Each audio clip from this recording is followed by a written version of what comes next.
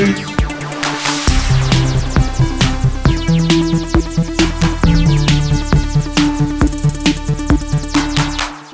everyone, welcome to GameFace, episode 227 on Sifted Games at sifted.net, the world's most advanced gaming website. We're here live on Twitch to talk about the biggest topics in gaming for the past 7 days. We're here every Wednesday at 1 p.m. Pacific, 4 p.m. Eastern. I'm Shane Satterfield. You can find me on Twitter at Dinfire. And alongside me today, I have Matthew Kyle. What's up, Matt? Every day blends into the next in a long gray stretch, so inherently Kafkaesque that I wake up every morning mildly surprised that I haven't turned into a cockroach. I mean, hey, I'm great. How you doing? Fair enough. You can find, if you want to hear more comedic stylings of Matt Kyle, you can find him on Twitter at mkyle. That's MKEIL. On shower duty today, running the TriCaster, we got Jared. What's up going on, Jared? How are you, man? I'm good. How are you? Hanging in there, man. You keeping busy? Yeah, I have a few jobs going on. I just finished Last of Us 2, and Wait. Oh, you mean the game? Yeah. What'd you think? It's still processing all that. It's a lot to process. Yeah, I think I like it more in memories than I did playing it, maybe, because it was a lot to do. But it was a great game. I'm just, I haven't started anything else yet. You're not alone on that one. That game has been very polarizing pretty much across the industry. And pretty much everyone has agreed that it's not an easy play, no matter whether you like it or not. It can be tough to get through with some of the content in there for sure. Yeah, even my friend who considers it her favorite game of all time had to put it down and step away for a couple of she's like, I'm not going to play New Game Plus for a very long time. Wow. It's a journey. It is. It grinds you. There's no doubt about it. Yeah. And that's one of the things with doing what we do is we can't take that moment and step away. But as you do it years and years, you learn to kind of calibrate based upon that, knowing that you're playing it a little differently than most people. And I think you kind of calibrate your opinions based upon that kind of stuff. So it all works out in the end. At least I believe it does. We do have a couple notes before we get started. First of all, Sifted's Fantasy Football League is full. We lost one player, and I was a little bummed about it. Bentley left the league. He's been in the league since the beginning. But he did say that he has a really busy Q4, and he just didn't think he was going to have time for it. So in his place, Sifter Get Up Kid is the new member of the Sifted Fantasy Football League. Our draft is on Monday, on Labor Day, at 11 a.m. or something my time. I have 4 fantasy football drafts in 5 days starting on Friday. So I have one Friday, I have one Saturday, I have one Monday, and I have one Tuesday. Because a lot of people just weren't going to do it. I think people are just bummed out with what's going on, and they just kind of procrastinated. So every league I'm in has just kind of reactivated in the last 3 days. They're like, I'm going to do it. So it's a crazy year. It's funny how stuff like what's going on in the world right now changes your perspective on things that you have loved for years and years. And that's happened for a lot of people with fantasy and a lot of other stuff. But that's the world we're living in right now, people. One last note. So I had said last week that we were doing a very special episode of Pactor Factor that was supposed to happen tomorrow, Thursday the 3rd. Unfortunately, it has been pushed back. There's a lot... I don't want to spoil too much until we really announce it, but there's a lot of technical hurdles that we're jumping through to make it happen. And Pactor works from home and he works for Wedbush, and his computer at home has crazy firewalls and VPN and all this stuff that we're having problems jumping through. So anyway, we're working on it. It is coming, but it is going to be delayed. It is not happening tomorrow. I feel terrible for kind of activating you guys and telling you to make sure you're available for tomorrow. But unfortunately, it was completely out of my hands. It was hard scheduled for tomorrow, and it has been bumped. So just wanted to fill you guys in on what's going on there. We're ready for the show. We have some big stuff in today's show. We're going to talk about Gamescom 2020, as it were. We're going to talk about Marvel's Avengers. Matt has been playing the crap out of that. But before we do, here's a word from our sponsor. Do you live life outdoors? DeShazer Ryan Realty has a nice level lot just outside of Libby, Montana that's perfect for you.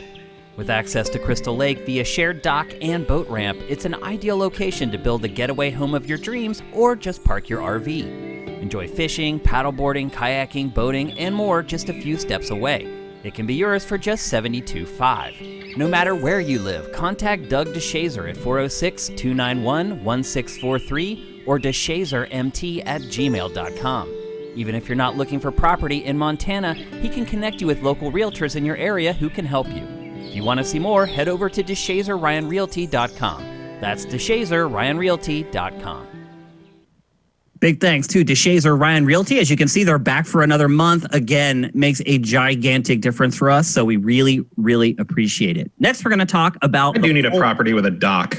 Yeah, or you can just roll your RV up in there and just park it and live in like outdoor paradise. Yeah, I'm just saying I'd like to live somewhere with a jetty. Yeah. It would be nice to live somewhere where you just walk outside your door and there's a lake and a dock. You would never ever be bored. So anyway, check it out. Get in touch with Doug DeShazer if you're looking for property anywhere, not just in Montana. All right, let's get to the poll of the week. This week's poll of the week was a playoff of a topic that Matt and I discussed in episode 226. We were talking about all digital and going all digital. And so I asked you guys, I'll go all digital when ... And there were 4 options in the poll. And this one was kind of a landslide for 2 of the options. So there were 4 options. The first was, I'll go all digital when they stop making physical games and I'm forced to. The second option was, I'll go all digital when there's no longer a viable secondhand market. The third option was, I'll never go all digital. I'll stop playing games altogether if that happens. That's the nuclear option. And then the final option was, of course, I'm already all digital. And now we can reveal the results of the poll. Winning, I wouldn't say in a landslide, but winning pretty handily was the first option. I'll go all digital when they stop making physical games and I'm forced to. 46% of the vote went to that option.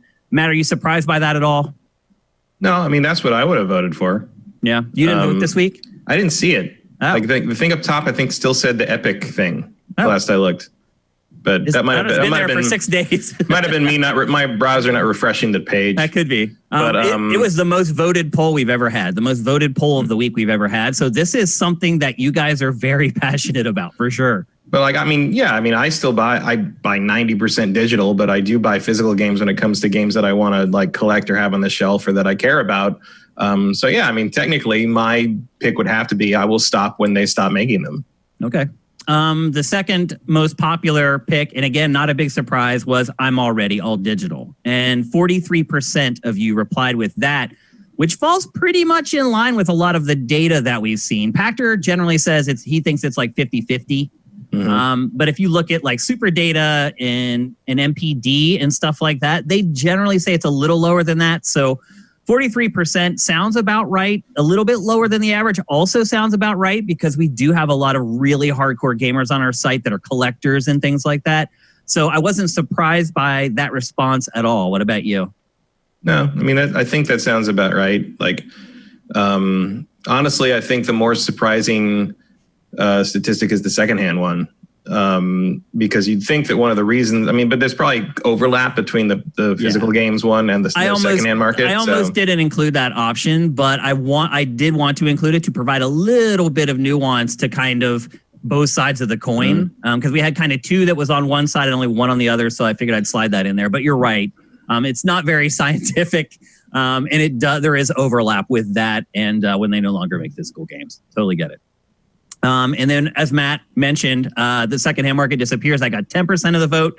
And then never, I'll quit gaming if physical media disappears. Just 2 people picked it. Just 1% of the vote. So it's not that much of a diehard issue when it comes down to it. Because people aren't willing to kind of push the nuclear button. Right. And look, if you use Steam, you're already there. Yeah. And now we're going to get to some of the responses. That was a very common response from Sifters in the comments, was that I've been all digital since like mid-aught because I'm a PC gamer and I've been using Steam. So for these people, and I guess they probably made up a big part of that 43% as well.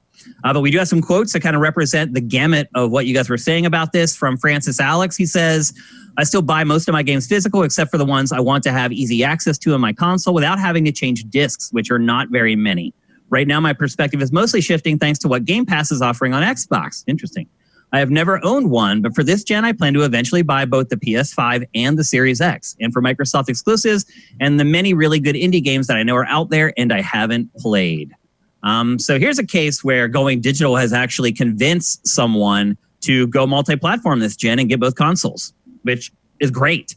We recommend that every time. We say it over and over. If you can afford it, get all the consoles so you're not buying kind of B-tier games on the one console that you own. Microsoft might want to get an interview with him to throw in their Xbox Series X announcement presentation, or fly him in for like their launch extravaganza or whatever. So I mean, that's what you want to hear from someone. The evangelizing is working. Xbox Game Pass is working.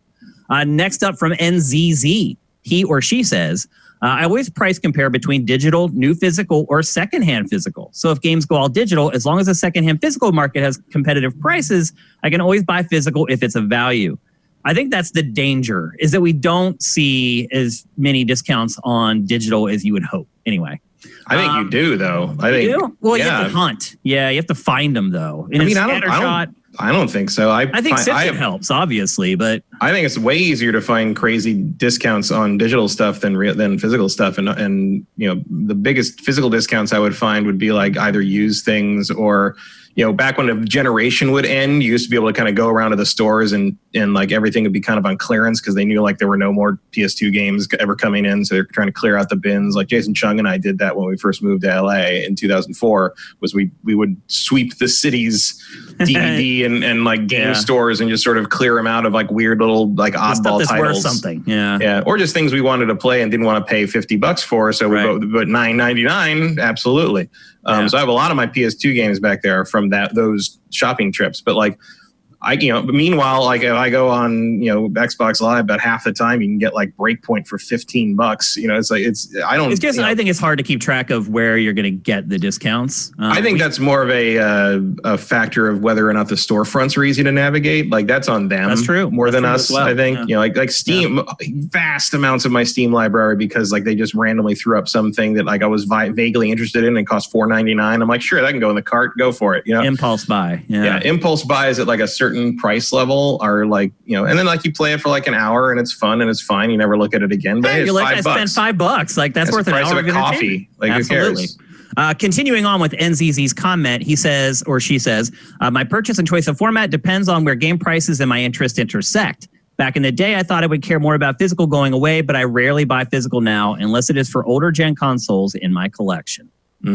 I think that probably is most representative of the sifter. NZZ's comment. That sounds about right. Yeah. And like, look, I'm glad I have my old physical stuff around for certain. Like I played Rogue. I played Rogue Leader the other day. On my GameCube. my Wavebird is dead. It just doesn't work. My Wavebird just doesn't work anymore. Wow. Mine just is yellow.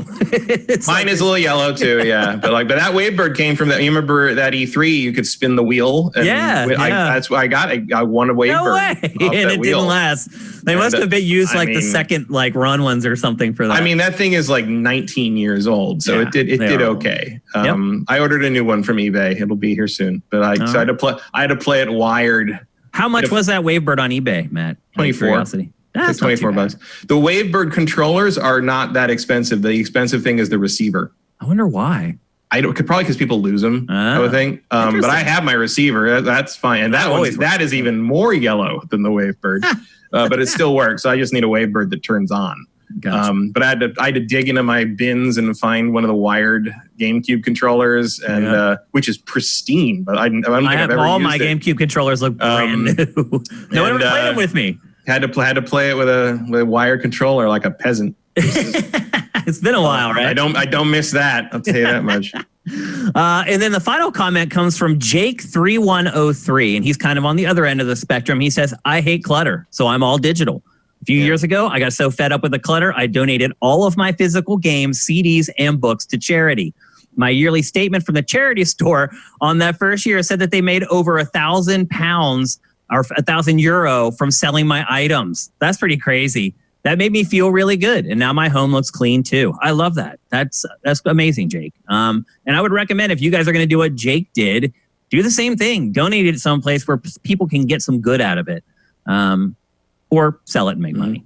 I will admit I have a box like half the size of me in the garage that's just full of physical PC games that I have replaced digitally.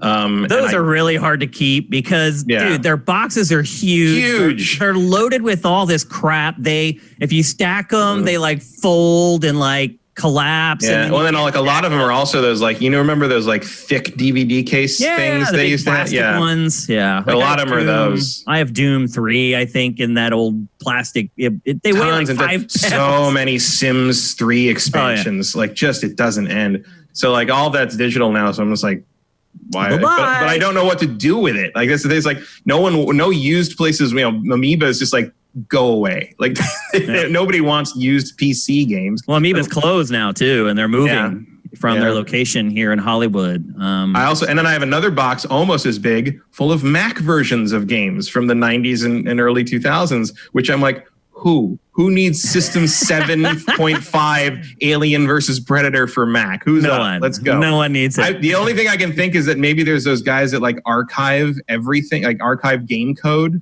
And like maybe they'd want the Mac version code just to like for completism's sake. I'm like, I need to hit up like some game museums and see if they want those. That's the only possible place I could think that would want those. Some of that stuff really is just throw it out. Like I have a bunch of those unopened Sims expansion, Sims 3, where they put out like a separate jewel case just for an expansion. Never open, just sitting there. Like like the ones that are just like clothes. Yeah. Like it's not even like a real expansion. It's like a stuff pack. They still released it to retail. It's really crazy what they did with The Sims. But anyway, thank you guys for participating in our poll of the week. Next week's poll will be up here in the next couple days. Obviously, look in the header for that. Again, this is also the most commented poll of the week on the site. So thank you guys very much for participating and getting involved and taking the moment to leave thoughtful comments. I'm trying to get all you guys in the show. It's been pretty cool. We're seeing a lot of people popping up in the comments that aren't very active on the site, which I really love. It's really good to see. But I'm trying to get all you guys on the show, so stay patient. Eventually, I think I'll get you guys all in. And with that, it is time to kick off the show for reals. And we're going to kick things off with a game that I have not played any more of since we talked about it last, but Matt sure has, Marvel's Avengers. The game basically came out for pre-orders on Monday night, Tuesday. Everybody else has to wait until Friday. I got review code for it this morning, so I haven't got to play any extra from where we did in the beta. But Matt, you started on Monday night, and you told me before the show you're almost done. So almost done with the main campaign. Okay, here's the other thing I want to say before we start talking about this. So we are outliers. We were outliers on this game from the beta. I don't know if you've realized it or not, but I saw. We were one of the few people who were positive on the game after the beta. And look, a lot of stuff has happened with this game since then. We're getting DLC characters for free, but we found out that you're going to have to pay for the battle pass for each one of those characters. That may have tied into some people's sort of lack of interest in this game. But overall, we seemed to enjoy it more than the average journalist, at least, or at least the average internet person from the beta. So with all that in mind, having just finished it, what do you think is the one thing that pops to your mind first when I say, what has changed your opinion the most from the beta to final game? Probably presentation. Okay. Which does not surprise me because I thought it would. Here's the thing. So I did look at a lot of beta impressions. And one thing I have noticed is that the press and a lot of like public impressions are coming around to our side of things. Okay. With like Patrick Klepek and Kotaku's been posting some, like they're basically like, this game's great and we didn't see it coming kind of thing. Okay. All right. Because part of it is I knew for certain there was a lot of stuff missing in the beta in terms of like presentational connective tissue because they weren't trying to bore you. They want to get you throw you into combat situations. They wanted to throw you into not necessarily matchmaking situations, which still doesn't work even in the really. Yeah. I mean, it's not out yet. T-minus 3 days and counting. But that still doesn't work any better than it did in the beta. I mean, it doesn't matter if you're trying to do campaign stuff. I have not played the multiplayer only stuff, the Avengers Initiative, because when you start the Avengers Initiative option, that's a separate menu option from campaign. And apparently the cutscene that starts that spoils the end of the campaign because it takes place after the campaign. You just saved a lot of people, Matt. So be aware of that. I mean, I don't think the end is going to shock anybody, since the story is basically about reassembling the Avengers. And if anyone thinks Cap is going to stay dead, you're crazy and never read a comic book before.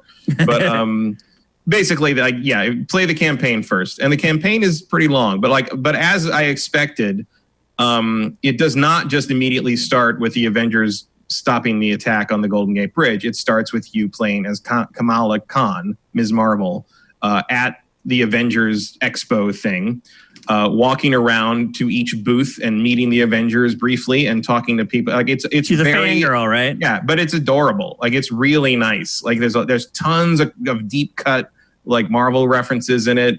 There's a bunch of stuff that explains why certain things are different in this version of the universe. Like, one of my questions was like, what's up with Cap's shield? Like, how can it do all this crazy stuff? Other than like it makes for more interesting combat in a video game, and the answer is right there on in the Captain America booth at this thing. It's not the original shield. It's one that was designed by Shuri in Wakanda, with all these like crazy new properties and tech stuff in it. So like it's got like Wakanda tech in it. That's why it's so more advanced, can do all these weird things. Interesting, which is great. There's just things like that all through it, and like the interactions she has are really, really nice. Here's the other thing. Like, as I was going through this game further and further, I was like, especially near the end of like kind of the Act 2, the all is lost moments, I was like, this is really good. Like, the performances are good. Like, the characters are true to each other. Like, the conflicts are believable. Like, what's going on? So I started doing some digging about who made this thing. It didn't feel like the normal Crystal Dynamics thing, even though Crystal Dynamics does do pretty good work in general. Yeah. So the writer director of this game is the writer and creative director of Uncharted Lost Legacy, and was one of the lead cinematics directors for Last of Us 2. So he came from Naughty Dog, which explains a lot. Like, there's a lot of, you can see that pedigree here. And then the combat, which I think we both liked a lot more than we thought we would in the beta. That's by the combat director for this game is the combat director from God of War. What? Like, they actually, I didn't even know he left. Neither did I. Like, they headhunted a dream team for this one, basically. Wow, so why does Thor feel so good and so much like playing Kratos? Because the guy who designed Kratos made him. Like, wow. That's why. So there's some pedigree on this thing. Like, they assembled an Avengers team. They really did assemble a good team. And that is really the upshot. Like, the campaign is solid. Like, it's a good Avengers story. It's a really good Kamala Khan story, because she's the main character. You do play as everybody over the course of the game, but she is the protagonist for sure.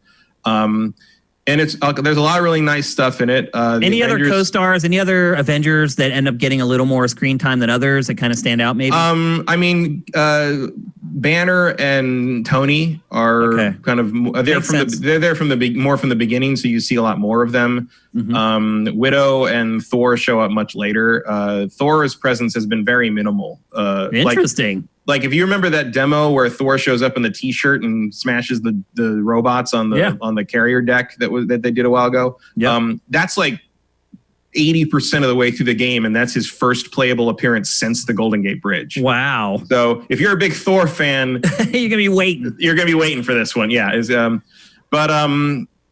There's a lot to it. I mean, in terms of the star of the show, beyond that, if beyond the kind of the cinematic stuff, it doesn't matter if the gameplay is not good, and the gameplay is just as good as it was. One thing to note is, like, you can see there the skill tree of the primary skill tree there. There are 2 more pages of skill trees in the final game. So the primary thing you see there is all that stuff. And then there's a secondary skill tree that is full all the way across the thing. And there's 3 or 4 things, and they're all modifiers for your heroic abilities. Wow. So there's 3 modifiers, one for each heroic ability, L1, R1, and both together. And then there's a separate section for like signature move stuff where you can just sort of modify things they can do in terms of how they're. So those are all modifier things. So what you do with those is, each tree for the heroic moves, you can, once you go down a couple and you level up, I think to level 15 or 20, I can't remember what, it unlocks these other so they're specializations. So you have these 2 sides for each move, and you unlock each. And once you unlock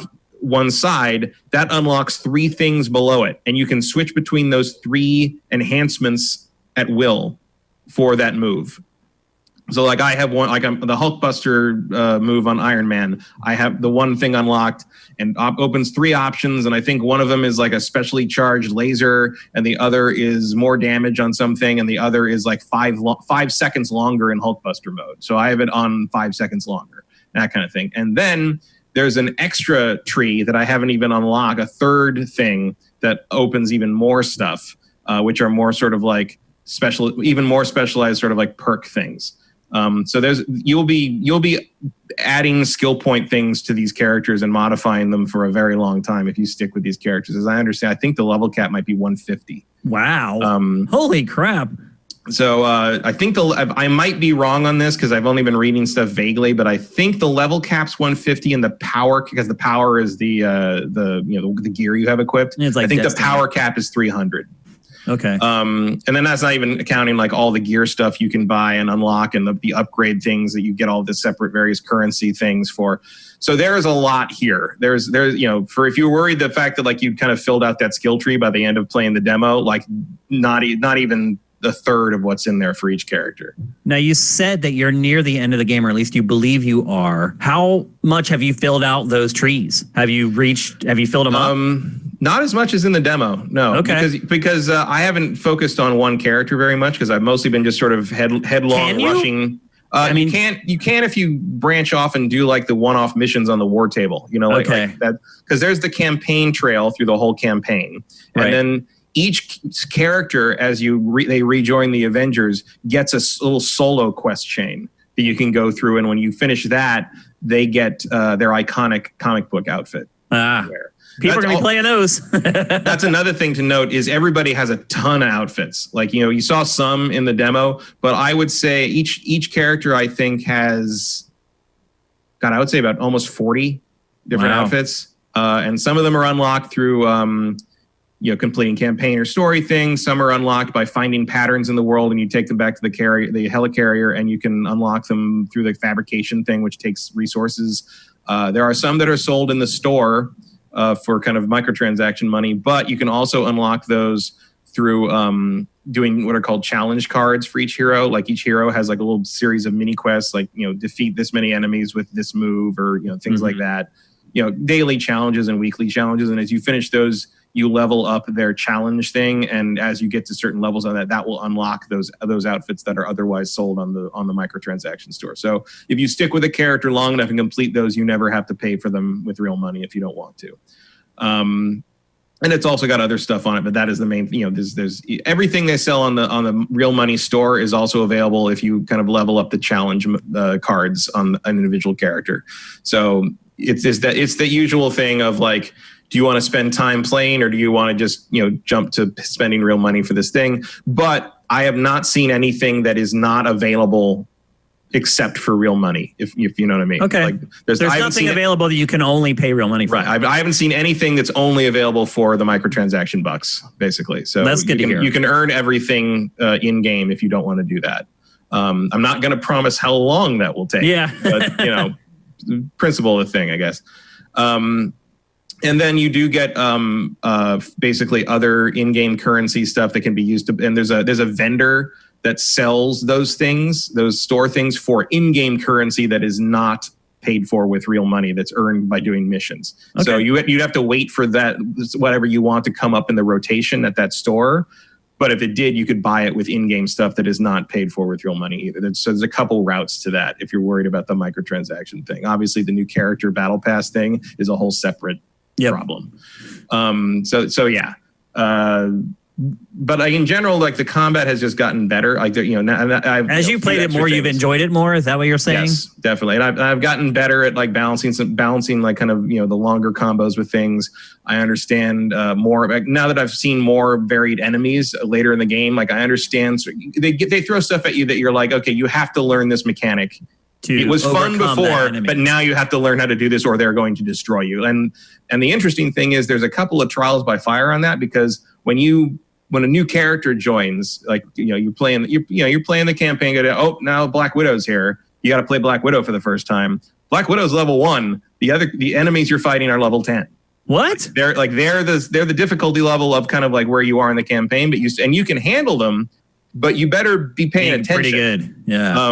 And I didn't have a huge amount of trouble with it, but like there was one fight with her in her first mission where I'm like, these guys can kill me in like 3 hits. So I got to be real fast. I got to be real good with it and use your special moves. Like it's not, they will intentionally put you in situations where like, you got to use your heroic abilities. You can't do that. I'm a player that tends to like to use my standard moves to get through stuff and not use up my supers. Kind of a lot of times I just forget to use them. And like you can probably do that in this game if you are really good at things. But like and I'm decent at it, I think. But there's a point at which like I'm level 3, they're level 10. There's 4 of them. I got to use the Widow's Bite. There's no way around it. How does the game flow, Matt? Because, again, we played the beta, and they gave us way more content than we ever thought, but it was all kind of patchwork. It's like the first level you play was like from the end of the game. The next level was from like the beginning. Now that you've played the fully assembled game, haha. Well, nothing you played in the beta is from anywhere near the end of the game. Okay. The beta is the first 3 missions, basically. Oh, okay. Basically you get that opening with Kamala, then you get the tutorial with the Golden Gate Bridge and everything, and then you have some stuff with Kamala where you have to figure things out and you meet Bruce, and obviously there's a bunch of stuff missing between the Golden Gate Bridge thing and being in the woods with Bruce looking for the aim base. Yep. So there's a whole thing in there. It's like an hour or so of gameplay there, the connective tissue there, maybe a little more actually. And where how you find the helicarrier and that kind of thing. Basically, the beta is just jumping you to the action scenes. Right, it's cutting out all the downtime essentially. And so you do the mission, there with the Hulk and Kamala that ends with the fight with the Abomination from the beta, and then you go back to the helicarrier, and then you do that last mission where you're trying to find Jarvis's thing to find Tony, and then in the beta it just sort of like gives you all the war table missions and says, okay, go nuts. And so after that, in the real game. The campaign just continues from there. So every time you do like a campaign mission that brings you back to the helicarrier or a home base kind of thing, you can go pick whatever you want to do. And usually there's like random missions. Like there's also like factions, like any MMO kind of games is like Destiny thing. There's factions. There's a Shield faction and a Hank Pym faction and like a couple things. And they'll give you like, daily challenges or whatever, where you can pick up as many as you want. And like you pick up this many items of this kind, or you defeat this many enemy, and you get faction points and level them up. And then you can buy other, basically they sell equipment and give you resources that you can then use to build other things. So what are you saying is the flow is entirely up to you, because there's so many options at the war table that you can just decide whatever path you want to go. And in the campaign, like once you do a campaign mission, when how in the beta you came out of a mission and it showed you all the things you got, and then you could either like go straight to the war table or go back to the helicarrier. Yep. So in the campaign, you can either stay on the ship and look at the war table and pick a new mission, or there's an option that says continue campaign. Oh, okay. And it just throws you right into the next campaign mission. So if you want to just go straight through the campaign and never do a side thing, you absolutely can. And there's a couple places where you'll play it, and like you'll see like the campaign mission is like 1 or 2 or 3 levels higher than your level. Don't worry about that. Like you'll be fine. Like it'll give you gear that brings you up to the level of that mission pretty early on. Like I found. So I've never had a problem where I felt like I was under leveled for the campaign. So if you want to just go straight through the campaign, go back and do the solo stuff and the war table stuff and the faction stuff later, you absolutely can. Like there's no gateway on that really. That's very helpful. So you say you're near the end of the game, or you think you are. How long is it? Well, I'm definitely near the end, because like if you look at the objectives screen, they show each thing has its own little window. And so it says like, the campaign has its own little window there, and the little bar under it is like 90% full. So I'm getting close. I think it said I've done like 27 missions or something like that. That's a lot. I'm going to say it's like 12 hours long. Okay. Like it's 10, 12 hours long. How do you feel about that? You think that's fine. Long enough? Yeah. I mean, I am kind of ready to get on with it, like, because you're sort of building up to reforming the Avengers, and I'm kind of ready to like start doing some more freeform stuff at this point. But I do want to see how it ends, and I want to unlock everybody, and I want to, kind of get there and be able to play the Avengers Initiative stuff and see what that's all about. And I want to do all the solos. I haven't done any of the solo quest lines. For the characters, for the characters, yeah. So there's a lot to do still. Like there's no shortage of solo content here. And are there cinematics in those? Are they fully fleshed out campaigns for the solo character stuff? I don't know. I haven't done any of them. Okay. That's a little concerning to me, 12 hours. And the reason I am concerned about it is because the other part of the game, the rest of the game, what you're going to do after you finish the campaign was not as fun or interesting to me. It's more of like your traditional game as a service. Everyone's out in this kind of open world.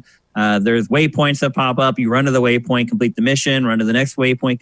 I'm not as excited about that as I was about kind of the curated and kept campaign that I got to play through in the beta. So hearing it's 12 hours roughly is a little concerning to me when you're talking about buying it full price, considering that's how long just about everything is campaign wise these days. So I don't know. It seems that I don't know. 12 hours is a long campaign. I really don't know what the average length of a game is in 2020. I'll just be completely 10 to 12 honest. hours 10 to 12 hours is a standard like single player campaign in a game that has single player and multiplayer. Like that's one of the reasons God of War was surprising, because it was like 20 hours long. And like everyone was kind of expecting it to be about half that. It's enough. Like part of the thing here is like, I am enjoying the campaign, but I also kind of want to just be able to focus on Iron Man because that's my favorite character to play as. Right. So like it's about as long as it needs to be. I would say. Well, you do bring up a good point though, and that is once the game does kind of break open and you're digging into the war table and you're out kind of in the connected world, it will afford you the opportunity to explore a character that you really want to explore versus the campaign where it's like, yeah, you're controlling Iron Man in this mission and now here's Black Widow. So you're right. I mean, there's definitely some upside to kind of the open world cooperative stuff that I haven't really got a chance to explore because it was broken in the beta. And it sounds like it's still how is that still broken, Matt? Well, I guess because the day one patch isn't up yet. Really, they went through the beta for 3 weeks and it's still not working. I don't find that particularly concerning. I mean, if it doesn't work on Friday or Thursday night, then we'll talk, because like this is early access stuff. It's still early access. But I mean, it's still people. The bigger. It's not that big of a deal to me. I don't think unless it really still doesn't work on launch day. The bigger concern is that there are multiple game breaking, save breaking bugs in this. No, I haven't run into them, but I've seen them online. Like and they were in the beta as well. Basically, the way it happens, and it happens a lot. The most common place is at the harm room, the danger room, basically. The little training place. Yeah. At the end of those missions, sometimes you can fall through the floor. Oh. And like in that virtual room that you're in? And instead of, this happens other places too, but this is apparently it's mostly, the videos I've seen have all been at the end of harm training missions. You can fall through the floor and the game can checkpoint there. Oh, by accident. God. And so every time you load your save, you're just falling through a void. Oh my God. There's no way to get out of the loop. Yeah. There's no load option to like pick other autosaves. So you're basically stuck there. The only way to do it is to the only way to fix that is to delete the save and the profile and start over. And the marketplace purchases or things like that are saved, but your character progress is gone. Well, it sounds like Crystal Dynamics has bigger fish to fry. I mean, if there's still like game-breaking save bugs, then... So that is a thing. I have not run into it. I do not. Also, the part of the problem, I guess, is if you have it set to automatically back your saves up on the cloud, that will screw you. If that because that save is just being uploaded there. Because they just upload that save, and now both your saves are that. So I do have, because I don't want to use up all my save space on my PlayStation Plus cloud save, so I have all that stuff manual. So I do have it my save manually backed up. So if that happens, I can go in and pull it down, and I'm okay. But that is so that is a thing to be aware of. That's another thing. Like if that happens to you on Xbox, if you're playing on Xbox, basically turn the system off. Like because Xbox backs to the cloud when you quit a game out. Oh, so just turn the system off, to start the system up again, delete your saves locally, and pull down the cloud save from the last time you played, and like maybe you'll lose a lot of progress. Because you've been playing for a while since the last time you started the game up, but you won't lose your whole campaign. Okay. Alternately, don't buy this until they fix that. Would be kind of my suggestion. I know they know about it because they've been in the Reddit saying like, thanks for letting us know. So they know that's a thing in there.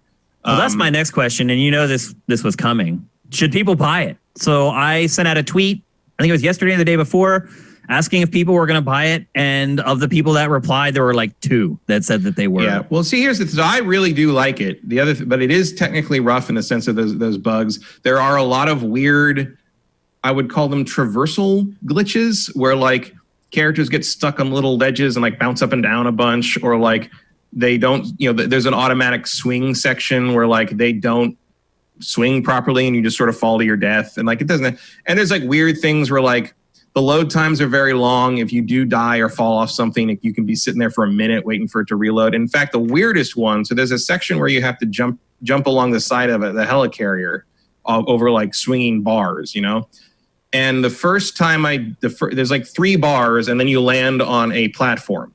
And the first bar, I did the swing, and for whatever reason, it just didn't swing properly, and she sort of went off to the side and fell into nothing. And then she instantly reset to the platform you started from, right? And so I did it again, and then it worked this time. And I landed on the platform, but I slid off the platform and fell again. So this is like 2 more jumps since there, right? And it loaded for a minute and a half to put me back on that platform, where when I fell off the first jump, it was an instant reset. Right. So what happened there? Somehow you fell to someplace that tripped a new checkpoint. What I think is I crossed a flag that was trying to streaming load the next room, and it just didn't expect me to finish. But like that kind of stuff, the load times are long. That's the problem with the flow in the campaign is actually that you spend a lot of time sitting there staring at everybody sitting in the Quinjet, like waiting for the load times to go through. And they do talk, and there's banter during those scenes. So that's it keeps you engaged, but it should be better, I think. Okay. You still haven't answered the question. Should people buy it? I think you should buy it if you like Avengers. I think you should buy it if you like if you like God of War style combat, because the depth is there. But I do think that if you want to hold off and wait and see how they handle DLC characters when it actually happens with Kate Bishop in October, which was going to be Black Panther, by the way. They changed that because of Chadwick Boseman's death. They didn't feel it would be right to have Black Panther. Suddenly it's like a celebration of Black Panther or whatever. And like, or you swap it and make him the first one. He was going to be the first one. That seemed like it would make sense. The timing would have worked out, I think. No, they didn't want to do that this week with that happening. And the other thing they could have done is that would have also helped with some of the bad press they're getting right now is, okay, the first character is Black Panther and this battle pass is free. Yeah, they didn't want to touch it, and I don't blame them. I can understand because it would feel like capitalizing, trying to cash in. Yeah, it is. It's a perspective thing, but you're right. Some people would be like, "Oh, you're trying to cash in. It's not worth it." But Black Panthers, there was some more data mining was done. They found more characters. There's a huge roster coming. You got Ant-Man, you got the Wasp, you got all these things. So I'm just hoping that the content to consume with those characters is worthwhile. That's my big concern with this. Well, apparently, so I'm seeing in the chat that there are cutscenes in the solo quest lines. Okay, so there's something there. Wow.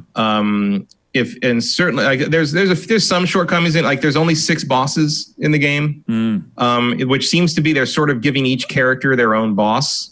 Hulk gets Abomination, that kind of thing. Yeah, you'd like to see more, but you'd like to see more. But I mean, if they add a boss with every character they add, that would be cool. If you fight like the character specific boss at the end of their solo quest line, and then that gets added to kind of the rotation, because one of the faction things you can do is go fight a high level version of a boss. In another mission, and like that gets you rewards for that. Like that resets every couple of days. I can't do that yet because those battles are like level 50 or 60, so I'm like 30 levels below where I need to be to do that. But that's all there too. So I think that's sort of. I think it's entirely fair to sit back and wait and see how they handle this after 6 months. I'm not sorry. That's a long time to sit and wait, because think about all the stuff that's going to happen in the next 6 months. Well, that's kind of what I'm saying. 2 consoles coming out. Well, that's kind of what I'm saying, though, is like there's plenty to do in the meantime. And if in like next spring, Avengers is like in really good shape, go for it. So you're saying don't buy it, Matt. That's what you're saying. I think unless you're like a super fan like I am, or like you're very forgiving of sort of early access bugginess at this point, I would say most people are going to be a little irritated that they spent $60 on it. I really like it, but I'm not going to pretend that part of that isn't just because I wanted to play a decent Avengers game for like 10 years.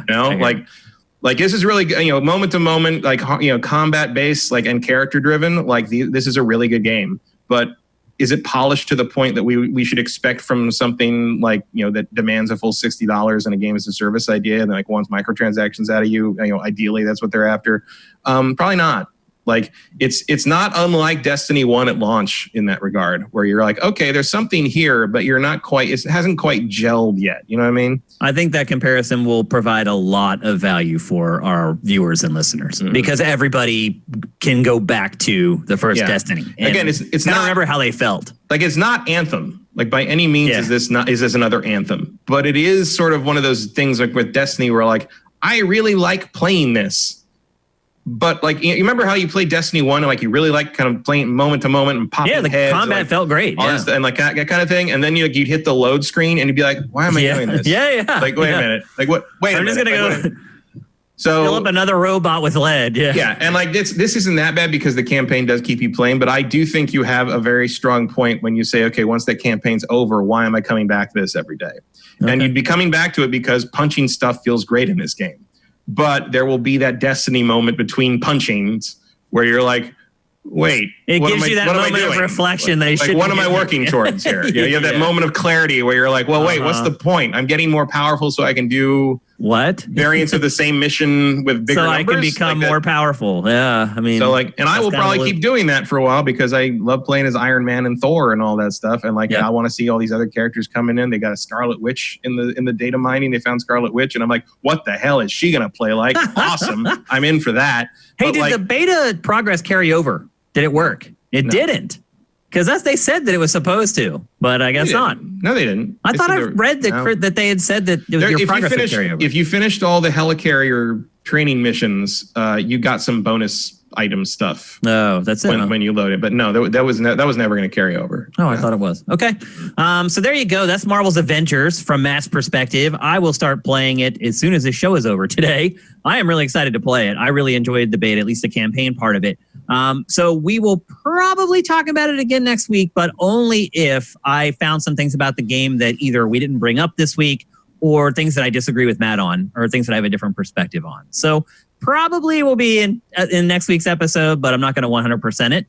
But I am excited to play it. And I'm glad that Matt has enjoyed it because as you guys all know, he is a huge Marvel and X-Men, Avengers, whatever fan. So recent Avengers fan. I will emphasize I didn't care about the Avengers until about 2012. Yeah. I just know that when stuff like this comes around, I rely on your opinion, Matt, in general. And so as a comics fan, it's legit. Like whoever the writers, the guy who wrote and directed this, like they know their stuff in terms of the characters and the lore. To me, your opinion on this kind of stuff holds a lot of weight. So I'm just going to jump in next week if I find some things here or there that maybe we didn't get to this week, or if maybe there's a couple things that we disagree on a little bit. But otherwise, I think Matt's opinion is pretty damn trustworthy. So there you go. That's Marvel's Avengers out Friday for everyone. I was surprised at the response I got to my tweet, how many people were not going to buy it. So we'll see how it goes. I think wait and see is entirely reasonable. Yeah, I totally get that. It's been a while. Everyone finished The Last of Us Part 2 quite a while ago, and it's kind of the next big blockbuster. I just thought more people would be like, I need something to play. So I guess not. We'll see. I mean, I've had a lot of casual friends like hit me up about this game. Like the interest is there from the non-hardcore realm, I guess. And look, I've been following like Reddit and Reset Era and Twitter. I'm like, most of the impressions from people who have started playing this thing are pretty positive. Yep. They're acknowledging the bugs. They acknowledge that it's rough. They acknowledge that maybe the game as a service thing will kind of like take over and be a problem later. But they made a good fighting game here. They made a good beat 'em up with this thing, and everybody kind of feels their own character. The biggest question for me, I think it would be very easy to make Spider-Man a reskin of Black Widow. I think you mentioned that in a prior episode. Yeah, actually. But even more so now that I played her more in this, like you could just replace the grappling hook with webs and her guns with web shooter balls and be done with it. Well, that's probably what they're doing. I hope there's a little more ambition to it than that. Because if it's that, like I will be a little judgmental about that. I think. I don't think they can get away with that, Matt. I don't think they can. Spidey fans are way too hardcore for that. You got to bring, especially because you're doing it exclusive on PlayStation, and PlayStation by that point is going to have 2 phenomenal Spider-Man games. Yeah, and you better deliver that character on this thing, or what is even the point? I will say though, I think the cutscenes in this game are Spider-Man quality. I think some of the performances and scenes in this game are as good as stuff in Spider-Man. That's great to hear. Okay, before we move on, I do want to thank people who subscribed via Twitch Prime at the early part of the show. Again, this is a huge deal for us. If you're listening to the show on any of the dozens of podcast services it's been distributed out to, and you don't have any money to help us at patreon.com/sifted, Twitch Prime is a great way to do it. So I wanted to thank these people. Let's see. Minority Games, thank you. Jefflin99, thank you. Tiny2K, thank you. Impler, I think. My handwriting's terrible. Danboy90, and the McWomble. Thanks, you guys, all for Twitch Prime as the show kicked off. Next up, we're going to talk about what was one of the most commented stories on Sifted this week. And I was a little surprised because my only comment on the story was, is anyone surprised? And that is that it was basically announced by Ubisoft this week that the PlayStation 5 is basically going to ignore backwards compatibility for any PlayStation other than the PlayStation 4. Now, since then, Ubisoft has removed the verbiage from its website that stated that. I'm sure once people started freaking out, Sony contacted Ubisoft and asked Ubisoft to remove it. But the cat's out of the bag. So we know now that all those empty... A lot of people, and even myself, said, oh, who wouldn't expect this? But if you really think about it, when they showed off the PlayStation 5 for the first time, when Cerny gave his presentation, and they talked about backwards compatibility, they had like a graphic up that said like PS5, PS4, and then had a bunch of empty slots underneath it. And I think it's fair to say that a lot of people would assume those slots are being left there for PS3, PS2, and PS1. Well, as it turns out, that is not the case. You're only going to be able to play PlayStation 4 games on your PS5. At least initially. We don't know if maybe long-term Sony has a different plan, but it looks like out of the gate, that's all we're going to get. So, Matt, as I said, I wasn't surprised by this at all. I never really thought PlayStation was going to make another PS3 that goes all the way back. Are you surprised by it at all?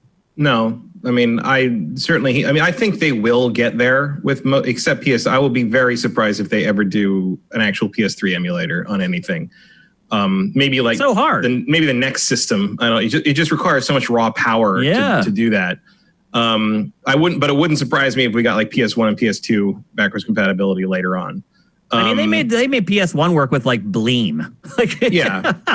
If you can make it work with like a boot disc, like they should be able to make PS1 work. Yeah, it's just I can't imagine it's a priority for launch for them. Right. No one's gonna. Nothing's gonna live or die. It should be a priority. Period. In my opinion, I think it should be. I think preserving this stuff and keeping it moving forward, especially if you're going to be more and more digital. Also, if you do get that working, you can sell every PS1 and PS2 game ever made outside of licensing issues digitally through your damn PSN store and make tons of free money, basically. Yeah. If you can get a quick plug-and-play solution like what Xbox has figured out, you can make a lot of extra money off that from nostalgia. I hear you about the archiving part of it, losing a part of gaming history as everything goes digital. I totally get that. But, is it something that you need for launch? No. Not at all. PS4 stuff, yes, because you want people to be able to carry their library forward because so much stuff has been digital this generation. And you're not going to have the most robust launch lineup no matter which console you are here. So you want people to be able to play their older things that they like, that they can load up and have it, no load time and it looks a little better. And great. Like Cerny said, the 100 most popular games on PS4 will work and have bells and whistles, on PS5. That's great. It's good enough. It's totally good enough. For the average person looking to buy a console, that's all they want. Yeah, and no one's going to not buy your system because you're like, well, I was really hoping to play Bust a Move 2 on this. It's no, that's not happening. I agree. It's not too shocking. I don't know who was really raring to play Vagrant Story on this thing, but I'm sorry. We can list a bunch of games, and it's just no one cares. It's more important that they have the PS4, prominent line. Can you think of more than 100 prominent PS4 games you'd want to play? No. I can't. All their exclusives. My library for PS4 isn't 100 games. No. My physical library. So all their exclusives, and maybe 50 exclusives and maybe 50 major third-party games and indie games that define some things, and that would be what you have on PS5 at launch. Great. Yep. That's no totally problem. Fine. Yep. So I think it's fine. I mean, it's again, the most striking thing about this to me is just how often Ubi blows stuff. I know. They're so terrible. It's so weird. Like, it really is. I don't know what their deal is, man. They just don't care. I guess they think they're big enough. Or it's just such a big company. It's hard to tell what all the hands are doing. Yeah. Like someone in there whose job it is to deal with that website stuff probably doesn't even know what is and isn't public knowledge yet. And that's just, something went live the wrong time. And that's, memo number 33 didn't get read by employee number 4045, and that's what happened. Ubisoft's huge, and they're spread all over the globe. Totally could see where one hand isn't speaking to the other. I could see. Who knows if the person who accidentally made that go live even speaks English as a first language and didn't even realize what they're. They might not even be able to see the content. It might just be a web design, web program. You don't know. You have no idea what tools they're using on these things or who's doing what. So. Yep. It's that kind of thing. But oh boy, that must have been an awkward phone call for sure from Sony. Yep. Tiny2K, thank you for showering our live viewers with subscriptions again. Another reason why you should show up for the live episode of GameFace. We have amazing sifters in our chat that are just dropping subs on all our viewers. So try to show up live if you can. It's worth it. Also, thanks Fire Native for subscribing with Twitch Prime. You guys are awesome. Oh, and I will respond to Delfino109 and say, I maintain the cutscenes, not the Crystal Dynamics engine, the pre-rendered cutscenes in Avengers are as good as the pre-rendered cutscenes in Spider-Man. A couple times they really are that good in terms of performance. It really does get that good. JM Rain also gifted subs. JM Rain 99. Thank you guys. Awesome as always. We're well on our way to hitting the hype train again, which is flipping awesome. So there was another big PlayStation story this week as well, and this one generated even more conversation on Sifted. And this is the fact that during Sony's annual kind of investor state of the company meeting, it announced that it is going to release more PlayStation exclusives for PC. Now, maybe to just kick off the topic a little bit, I think what I would say is, as long as PlayStation continues to do it the way it's been doing it, I'm totally fine with it. And I think it'll be great for Sony, and I think it'll be great for everybody. And when I say that, what I mean is release the game exclusively on PlayStation platforms, wait at least 2 years before you then release it on PC. Now, the statement that PlayStation issued did not say whether they're going to follow kind of the same ideals that they have in the past or if they're going to release them more quickly on PC. I would hope that were not the case. But if not, and if they stay on the schedule that they've been on, to me, this is only a positive for pretty much everyone. What do you say, Matt? Yeah, I mean, I hope they use different companies. Because for the ports. Yeah, the Horizon Zero Dawn port was not great. Yeah. And I mean, would you say it was good enough though? No. I wouldn't. Okay. It was not finished. Basically, it was a terrible port. I will straight up say that. And that is kind of business as usual from that company they use, whose name I can't remember, begins with a V.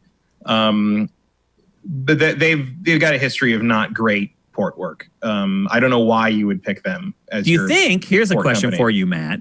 Do you think PlayStation should maybe either assign one of its current studios or build a studio, a new one, specifically for the purpose of porting its first-party output to PC? I would say if they're serious about it, having an internal studio that does that would probably be warranted. That's already working in the pipelines with the other first-party developers. Yeah. They're already linked in via network and Slack and anything else that you use for workflow. Yeah. I mean, headhunt good people from Bluepoint and the really good port houses to form that that internal group, but do it right or don't bother doing it, I say. And kind of contracting it out is fine, but the contracting it out part, as we've already seen, sometimes these ports can be amazing and sometimes they can be a disaster. And it would be nice to have some consistency there.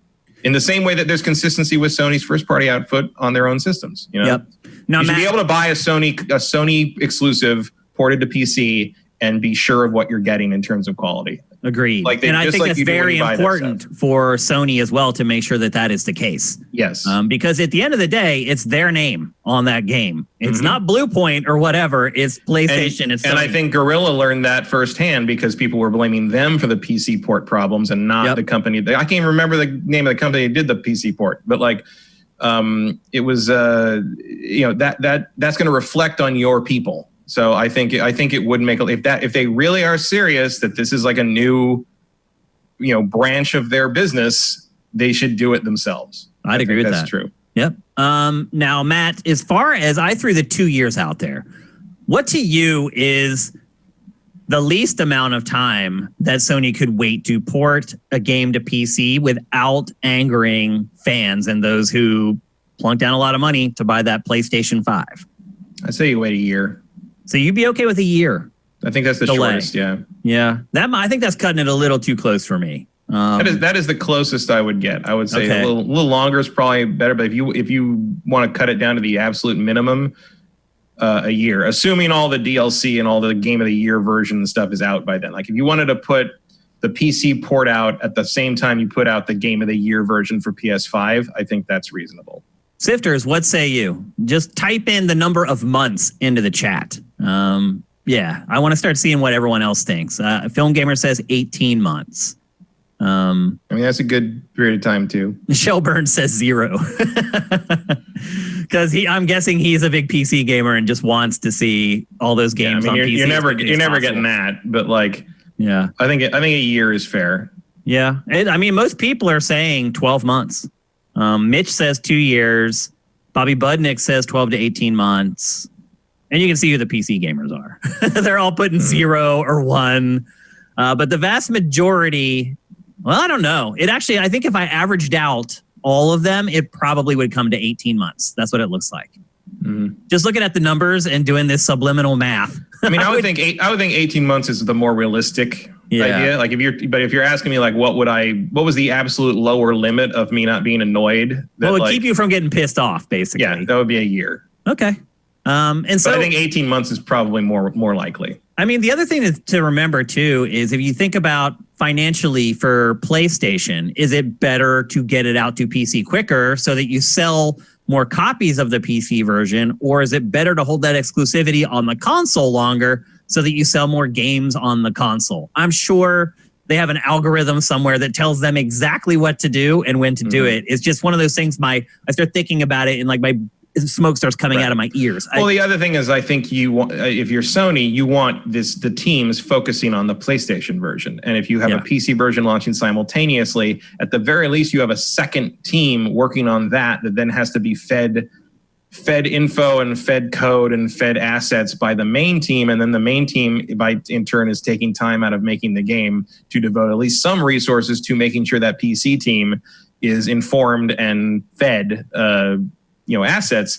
So if you're Sony and you're trying to use these games to push your own platform, you want that game done, finished, focus on the PlayStation version. When it's done and over and finished, then you can hand it to the PC port and worry about that then, because it's not in their interest to do anything simultaneously. That's a drain on resources that doesn't benefit them. Because let's face it, PC sales are not going to match the sales on PlayStation. Like if you have your own studio and you're developing the PC version alongside, that probably helps. But chances of Sony building a brand new studio just for this is pretty slim. Now. And even if they did, I don't think they would have them taking time away from the main teams building these games. I think you want these games done and finished, and you just hand that over to the port people and be like, go for it. And if you have any questions, let us know.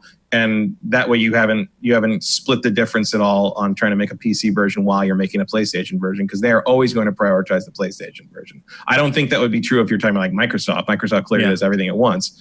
But Sony is always going to see their own hardware as the priority. In the same way that you're probably not going to see a simultaneous PC release of a Nintendo game anytime soon. They want to sell their own hardware, and that's just the reality of the situation.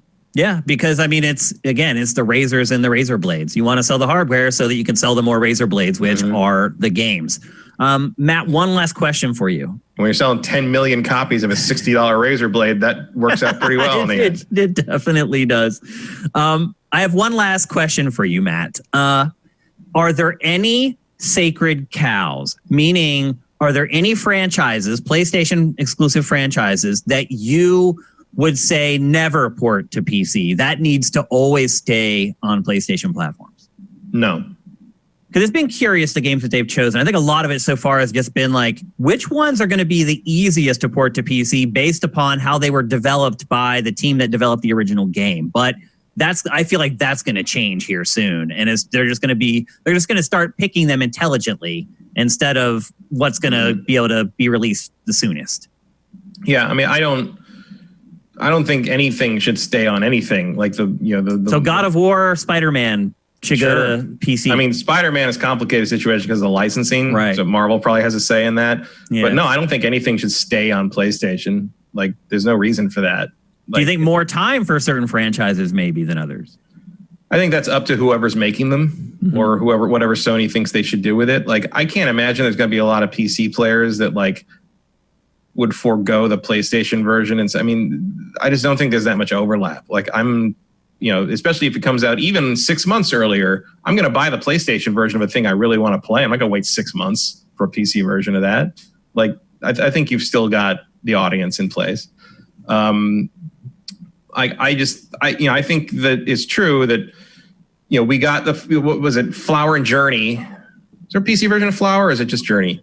I think there is. They make both of those. Yeah. That was easy. I mean, those are just, pretty simple ports. Yeah. Death Stranding got a PC version for God knows why. Probably just something Kojima wanted to do. Horizon got a port. Well, I know why. They needed to make more of their money back. Something. But I mean, obviously that port was in the works before. Yeah. Simultaneously and before they knew that the game did not set the world on fire. And then Horizon, I think, happened because you already had the engine ported to engine. PC. Yeah. So why not? Yep. And the answer is because you picked a shitty port studio to do it. But it could have been great. It would have been. I mean, I think there are things that you're going to have to, if you want to do this, you have to alter moving forward. Like Horizon had the problem where the character animations were 30 frames a second, and there was no real way to speed those up. Or that things were tied to the frame rate, where like if you sped up the game to 60 frames a second, I think you also altered how fast the physics happened. It was things like that. Because if you never anticipate having to put this thing on any other systems, you aren't going to build in any kind of, you're never going to factor that in. If you can make it work by doing that, do it, because you're never going to have to worry about doing that. But you're never going to worry about making it run on anything else. But like they did in the end, so you had problems with that. But it's going forward, you might have to have your teams be a little more aware of that if you think this is a priority, or you could just put up subpar ports and say screw it. Like, who knows what they're going to do? It's Sony; they run hot and cold on this kind of thing. So yeah. Final question: now that Microsoft and Sony are both releasing exclusives for PC, do you think Nintendo will do it? No. I don't either. Nintendo will never do that. Nintendo does not care about you or me or PCs or anything. It's way too protective of everything to do something like that. Yeah, I don't see. I'd love it. I'd love to play Nintendo stuff on a decent hardware rig, but like I would absolutely do that. But no, I never think that'll happen. Sometimes Nintendo does come along with the crowd. I just don't think this is a case where that's going to happen. I don't see that happening. And I would prefer Nintendo just get Nintendo Online up to scratch with the other online services before they worry about making PC versions of their games. Just my take. Definitely one thing at a time, I guess. Yeah, for sure. But I think we both agree that this is going to. We probably both agree that they are going to wait 18 months at least. They are probably going to do a better job on their PC ports going forward after the backlash that they got from Horizon. I think. Yeah. So I think just ultimately this is just going to be great for everyone. People who buy a PlayStation are not going to be salty that 18 months later an exclusive comes out. People on PC, I believe, are going to totally understand that they have to wait 18 months to play them. Everyone's going to be able to play them now, and everyone's going to buy them now, and Sony's going to make more money, and more players are going to be happy. So that is a win-win-win. I am curious Rarely get in this industry. I am curious if like we're going to get just ports of like kind of PS5 stuff going forward, or if they will dip into the back catalog and like Bloodborne or something like that. Maybe like Bloodborne would be huge on PC. Obviously, that's the thing everybody wants is Bloodborne on PC. Yeah. I don't think it's out of the realm of possibility, but like I also don't think it's happening right now. I do think we will get a PlayStation 5 enhanced version, like not a version, but I think it's one of those top 100 PS4 games that Cerny's talking about that will have bells and whistles on it. For sure. Yeah. I don't know, but it'd be crazy if it wasn't. Do you dip back into the catalog and put the Uncharted collection on that seems like kind of free you got money. Uncharted 4 as well. I mean, that game is still stunning. Like, still, boot up Uncharted 4. That game still looks amazing. So, I mean, we've been showing the B-roll. I mean, there's Days Gone. There's so many games that I think would work very well on PC and would sell very well on PC. So, it's just a whole new market open up for Sony, and I'm totally cool with it because if they make more money, that's more money they can invest in first-party content for PlayStation. So, it's all good, whether you're a PC gamer or a PlayStation gamer. And I assume you don't think there's anything that should stay on. No. Yeah. Oddly enough, I will say the one franchise I thought about whenever I was kind of getting that question together to ask you was Gran Turismo of all of them. I don't know why. That was the first game that popped to my mind when I was like, should any franchise not go to PC? And I don't know why that was it. Like the only thing I could say about not putting GT on anything would be like, what's the point? Like because of great driving sims and it is there's so many other great driving options on PC. I might say. I would agree with that. Yeah. Like it feels like kind of a waste of time. It'd be nice to play GT with some of the peripherals that PC has, though. Because the driving wheels and stuff on PC are amazing. Like I kind of see that not because I'm just like, oh, GT's a Sony thing, it should stay on Sony, but because like that's probably a waste of time. Yeah, for whatever reason, that's the game that just went poink right into my head whenever I thought. I guess I could kind of see an argument for Dreams. Yeah, just because I don't. What a nightmare it would probably be to port that game. Is my guess. I just don't. And it feels like you can, if you want to do something like that on PC, just get Unity. Yeah, exactly, exactly. Just get Unreal Engine. You can get it for free now. So why would you just half step and go with something like that? I totally understand that. So. There you go. Those are the latest updates on PlayStation and PlayStation 5. Like I say every week, any news about PS5 or Xbox Series X, we're going to talk about it here on GameFace. Next up, we're going to talk about a game that is not a PlayStation 5 or Xbox Series X game. That game is WRC9. You may be wondering, why are we talking about this game on GameFace? We usually stick to the really big stuff, but I would argue that this is kind of big stuff, especially for this week in particular. WRC8's Metacritic average is 8.0. And I remember last year when it came out and I started reading some of the reviews, I was like, wow, okay, I need to give this game a chance next year. And so I did. And so I've got the review code a few days ago. I've been playing it for quite a while now. And my overarching opinion of WRC9 is if this game is any indication, real rally racing drivers are insane. Because this game is a very rigid rally racing sim. In fact, the first race that you participate in, they measure you to see how good you are. And then they will turn on driving assist to help you based upon how well you do in that first race. And I did terrible in that first race. and they gave me like no driving assist at all. Like maybe they're there. It didn't feel like it. The first 45 minutes of playing this game, and you're seeing actually the first like race I ever did, I could hardly keep the car on the road. The other thing about it is it's incredibly realistic. There are 13 different real rally courses in this game. And inside each one of those courses are like 8 or 9 different tracks or variants. And then they'll mirror them and they'll flip them. So there are tons and tons of tracks and it's all authentic. The real cars, the real tracks, the real courses, real everything. But these courses are insane. Matt, have you ever watched rally racing on TV? Like real rally racing, yes. I mean, they are crazy. They are nuts. Not only are they nuts, the fans stand along the side of the track. You remember Andrew? He's a big rally racing fan. So I watched a fair amount of stuff with him. It's amazing. Like dude, they're crazy. The preparation on it, and like the fact that they've got the map of everything, and they got a guy sitting there just telling you, like, you know, what the turn coming up is, and you have to know what that is. Like it's and dude, like they're power sliding 100 miles an hour around a curve on a dirt road. Yep. And actually, one of the things that I'm most impressed by are the spectators who just stand there on the turn. That's what I was saying. They're insane. They're like it's a death wish. And so anyway. Watching real rally racing, I went back and started looking at some stuff on YouTube after playing this game, and they are bonkers. And this game makes you feel bonkers because the tracks are really narrow. There's tons of just drop-offs on the edge where if you slide off the road, you fall down like 300 yards down into a valley. The roads themselves, they're not streets. So they have like rocks and trees sticking out kind of on the edge of the road.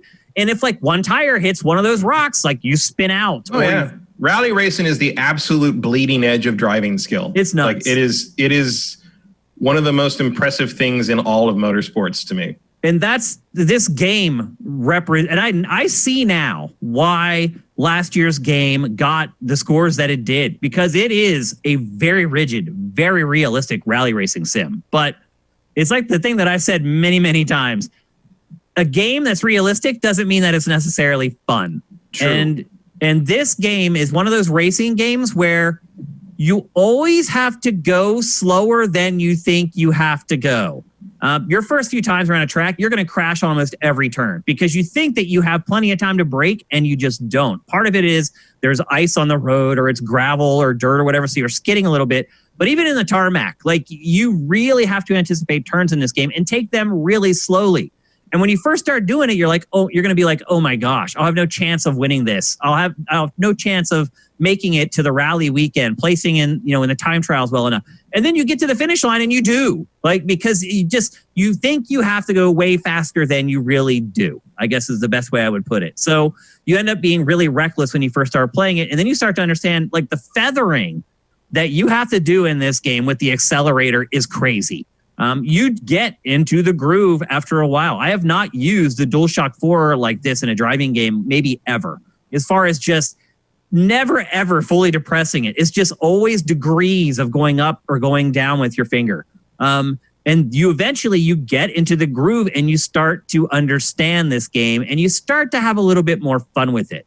The problem is that this game is just very sterile. It has no frills. There are no cinematics. Like there's a career mode and everything where you start out and like you pick from one of 3 cars and then you start recruiting a team, and there are skill trees for your garage with 4 different disciplines.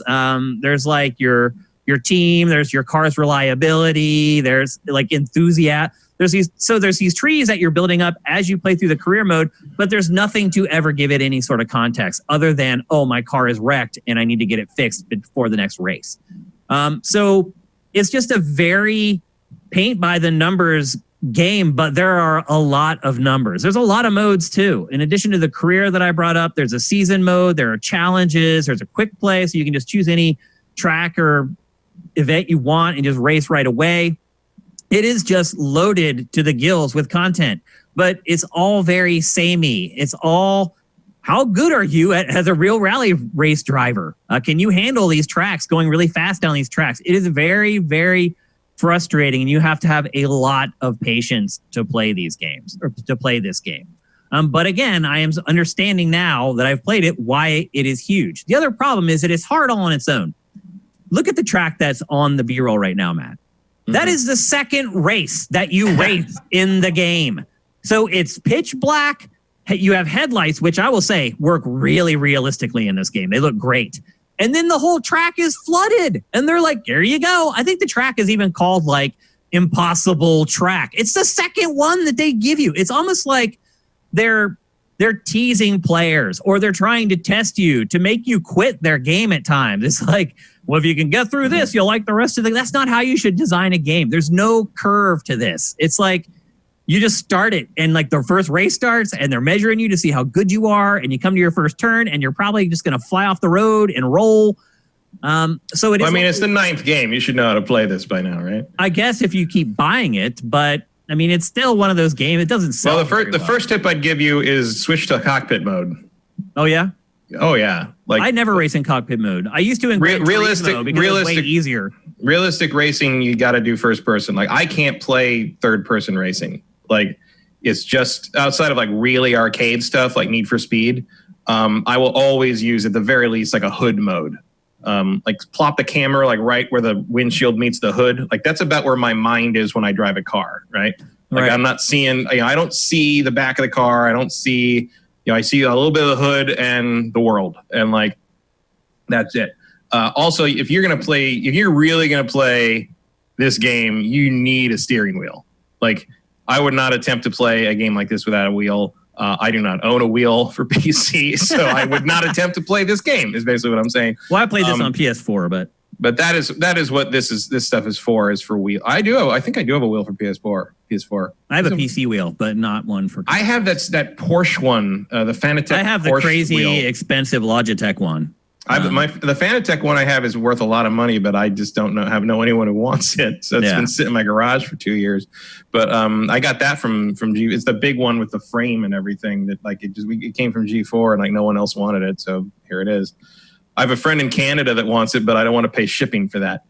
But is that kind of? I mean, this is a sim. This is like a flight simulator. It's very rigid. Yeah, and like it's not an arcade racer. And like Flight Simulator, I'm kind of like, well, I have massive respect for anyone who can play this thing properly, but Godspeed, kind of thing. That's sort of where I am with these. I do not have the patience or really the interest in the subject matter to become good at this. And I think that's why it's a tough sell. And that's why it's always going to be niche. And it's also why you don't see this game being fleshed out with cinematics and things like that, because I think it knows what its realistic sales target is. But these kind of games need to exist for that audience. It's good that it exists. I'm glad they're there. I mean, look, if you're a hardcore rally race driver, go buy this immediately. It has everything, all the racers, all the drivers, all the tracks, all the events, all of it. This is the game. If you're a rally racing fan, this is definitely the game to get. Now, I'll talk in a second about another game that's coming soon that I would recommend over this for the more casual folks. But if you're a hardcore rally, this is it. I mean, there are other really realistic sim elements, like the damage is incredibly realistic in this game. And it affects how your vehicles handle and control. And if you're doing a one-off race, there's a damage limit on your car where if you reach it, you just fail the race and you have to do it all over again. If you're in a rally event, which are like multi-day events where you go and hang for the weekend, you start with time trials and blah, blah, blah, working your way through the main event on the weekend. If you do that, then it's different. But then you can repair your car in between those races. Although there are some times where on day one, you'll have more than one race. And if you wreck your car in the first race, you have to race your wrecked car in that second race. So again, it is just incredibly realistic. It follows all the tenets of rally racing. And it is exciting and it's fun once you start to get the handle of it. But even once I started getting good at it, it's like you start getting further in, you can't really make mistakes, and you make one mistake and you spin out and you just have to start the whole race over again. The other part of this is these laps are literally miles long. So in one perspective, you could say that gives me some time to make up for my mistakes. But in another sense, if you make a mistake, once you're past like the half or 2/3 point of the track, you just got to start over and all that time you wasted. So these are all things that you got to weigh before you decide to jump in on a game like this. The other thing I would say is the game is $50. It is not like a $30 or $40 game. And to me, that's way too much. Again, it's a low frills game. They got the stuff in there and it works, but they haven't done a lot of extra to it. That's where that extra $20 comes from. And they're trying to get an extra $10 out of something that they shouldn't be getting out of. I would buy this at 30, probably more likely no, 30 is fine. 30 is okay. I probably wouldn't buy it at 40 though. So you know what you're getting into now that you've heard me talk about this game. It's not something you're just going to boot up and be able to just rip through and have a lot of fun with right away. You have to commit to it. I mean, if you don't want to pay full price, you could probably, there's tons of that series. You could probably just buy an older one. Well, you can probably find WRC 8 for like $8 or something right now. So. And I would say too, that there haven't been a ton of changes for this one. I finally decided to dive in with this one because of how the last game was received, but really there aren't a ton of updates or changes. There's more online functionality. Like one cool thing you can do in this game is just set up your own car club, an online car club, and then people can join it. And then you can just create all the events that you want. The online stuff in this is pretty good. So if you get into the racing hardcore, there's content there to keep you busy. But 8 was free with gold last month. And it's currently about $19.99 most places. Or if you want 7, you can get a PC key for that for $2.43. It was really dumb for them to allow them to put out WRC 8 for free right before WRC 9 came out. I don't know what they were thinking there. They probably thought that people would get into it and want to buy the new one. But what's really going to happen, having played one of these, is they're going to be like, oh, I'm good. I mean, they do that with a lot of sports games. I mean, I've seen MLB The Show does that pretty often. NBA 2K does that a lot. Like they put that the makes last more year's sense up. because you're going to get the new rosters and the players that have moved from one team to another and stuff like that. It makes a little more sense for sports than this game, but I hear what you're saying. I'm sure there's detail elements of this sport that escape us that are just as important to people who care. Oh, yeah. I mean, like the radio chatter. It's insane. Yeah. It's like the Micro Machines guy in the car with you. Like I can't even follow it. It's just like, I'm like, where's the next turn, bro? Like, just tell me how bad the next turn is. That's all I want. Just tell me slow the hell down or floor it. Like, that's what I want from my guy. Not him telling me hard right, left right, Mike, I'm like, I don't even know what you're talking about, man. Because they use all the verbiage from rally racing that I don't know. So again, incredibly realistic, not especially accessible, unfortunately. And I said earlier that there was another game I was going to bring up later on that you should consider, and that game is Dirt 5. That game is much more user-friendly, much more arcadey, yet typically it does have places where you can kind of set it up so that it is a little bit more simmy. It's way more flexible, I guess is the best way to put it. It's coming out on October 16th, so it's literally like 4 weeks away. I can guarantee you that it's going to look better than this game. Again, this game really flat. Like the lighting in it is awful. Dirt is typically one of the best looking games released every year. In fact, for a long time, Dirt 3 was a game that was being sent out with graphics cards from NVIDIA. So I would wait for Dirt 5. I'll just be honest. It's going to be full price at $60, but for an extra $10, you're going to get way more content. The quality of the game is going to be way higher. There's going to be way more people to play with online, which is another consideration for games like this. So I'll say this. I am impressed with WRC9. It's just not really my cup of tea. And I struggle to think that the majority of people who play games would be happy with a $50 purchase of this game. So there you go. That's WRC9. Next up, we're going to talk about a game that Matt has been playing, something that you guys probably care a little bit more about than WRC9, and that is Wasteland 3, or as I like to call it, the real Fallout. It's been interesting watching those two franchises kind of duel with each other because one of the DLC releases for Fallout 76 was called like Wastelands. So, you know, neither side shies away from the fact that Wastelanders is what Fallout really was first. It's the first Fallout, really. Yeah, Fallout exists because EA wouldn't let the team that made Wasteland make Wasteland 2. Right. So they just went and made another game that was kind of a spiritual successor reinvention of it. That became more popular than the game it was based on. And part of it is because, look, Wasteland was 1987, 1988, somewhere in there.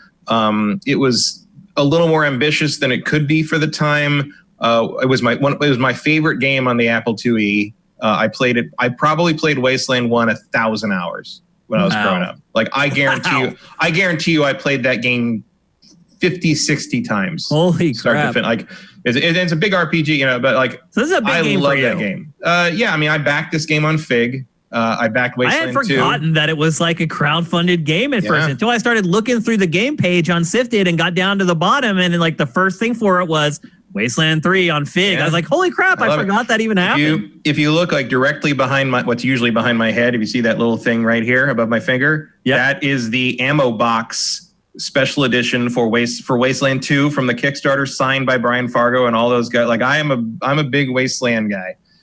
Because like you, I think of Fallout as like better than nothing Wasteland, basically, right? Now, here's the thing. Wasteland 2 and 3, are they as good as Fallout 1 and 2? No. Like, probably not. But they're fun. They're good. Like, look, the Fallout world has become so fleshed out, even just through Fallout 1 and 2, let alone what Bethesda's done. There's a lot more to it than what's in the Wasteland world as depicted in 2 and 3 is a little more played a little more straight. Fallout's kind of a parody. Fallout's satire and sort of like wacky stuff happens all the time, and there's some of that in Wasteland 2 and 3, but like more Wasteland is much more along the lines of here's a fairly realistic-y 80s-ish post-apocalyptic situation kind of thing. Yeah. And there's like, there's people set up as, Wasteland Kings and like things like, but there's some schlocky 80s, Mad Max stuff in it, but you're not going to find a whole lot of wacky comedy like with Fallout Boy or Vault Boy. Well, I mean, typically a lot of the comedy is in some places can be almost offensive. I mean, they really don't. There's no like equivalent color of like inside the Vault lines Tech. with that franchise. Yeah. There's no Vault Tech equivalent here, although there are two comedic mascot robot characters that pop up in the perks section and the upgrade stuff. Like, but they're not like, they're not super prominent, at least not so far. There's Scorpatron. Scorpatrons are a big deal in Wasteland because in the original game, the hardest enemy in the game was a Scorpatron. It was just hanging out at the end of the Vegas Strip. And if you accidentally ran into it, if you weren't like level 50 out of like 100, that thing would just rip you apart. Like it was very, very dangerous. So Wasteland 3 is a shift in perspective because the others have taken place in the desert. So they took place basically in the original game was Vegas, Needles, kind of the Arizona, Nevada, California area. Wasteland 2 is roughly the same place. So the premise on this one, you'll see a lot of snow in that footage. You may be like, well, where's the Wasteland? So in the premise on this is what's the story behind this? The story in Wasteland is basically you always play as what are called desert rangers. And you're basically working out of a ranger. So you're kind of like sort of an old West, sort of like you're the law and order or attempting to impose some kind of law and order on the post-nuclear wasteland. And so that you're kind of, the rangers are sort of known as sort of like, they'll solve it, they'll fix it. If you can, they're the A team. If you can find them, and if you maybe you can hire the Desert Rangers. And so the premise on Wasteland 3 is that they get a radio signal, a radio transmission from Colorado, from someone called the Patriarch, and he basically says, "We need your help." And also the problem is like down in the Southwest, they're running out of food, they're running out of resources. But they get a call and he says, "I will give you. I own Colorado. I basically have more than enough resources, but I got a problem. And if you come solve it, I will make sure your people are fed and supplied forever." So they drive up. What you're seeing here, they drive up towards Colorado, all the frozen waste that is Colorado, and they are ambushed in this scene. And basically everyone in the Rangers is wiped out except for your two characters. When you say two, do you play with two characters the whole game, or does your party? You actually play with a much larger number, but only two of your characters survive. Okay. This initial assault. So basically this cutscene happens, and then you go to a character selection screen, and you can pick a number of two sets of characters. And so there's two scientists who are husband and wife. There's a pair of like punk kind of road warrior looking guys who are also husband and husband. There's a father and a daughter. There is sounds like The Walking Dead. A bunch of so there's a series of two pairs of characters, or you can create your own. Okay.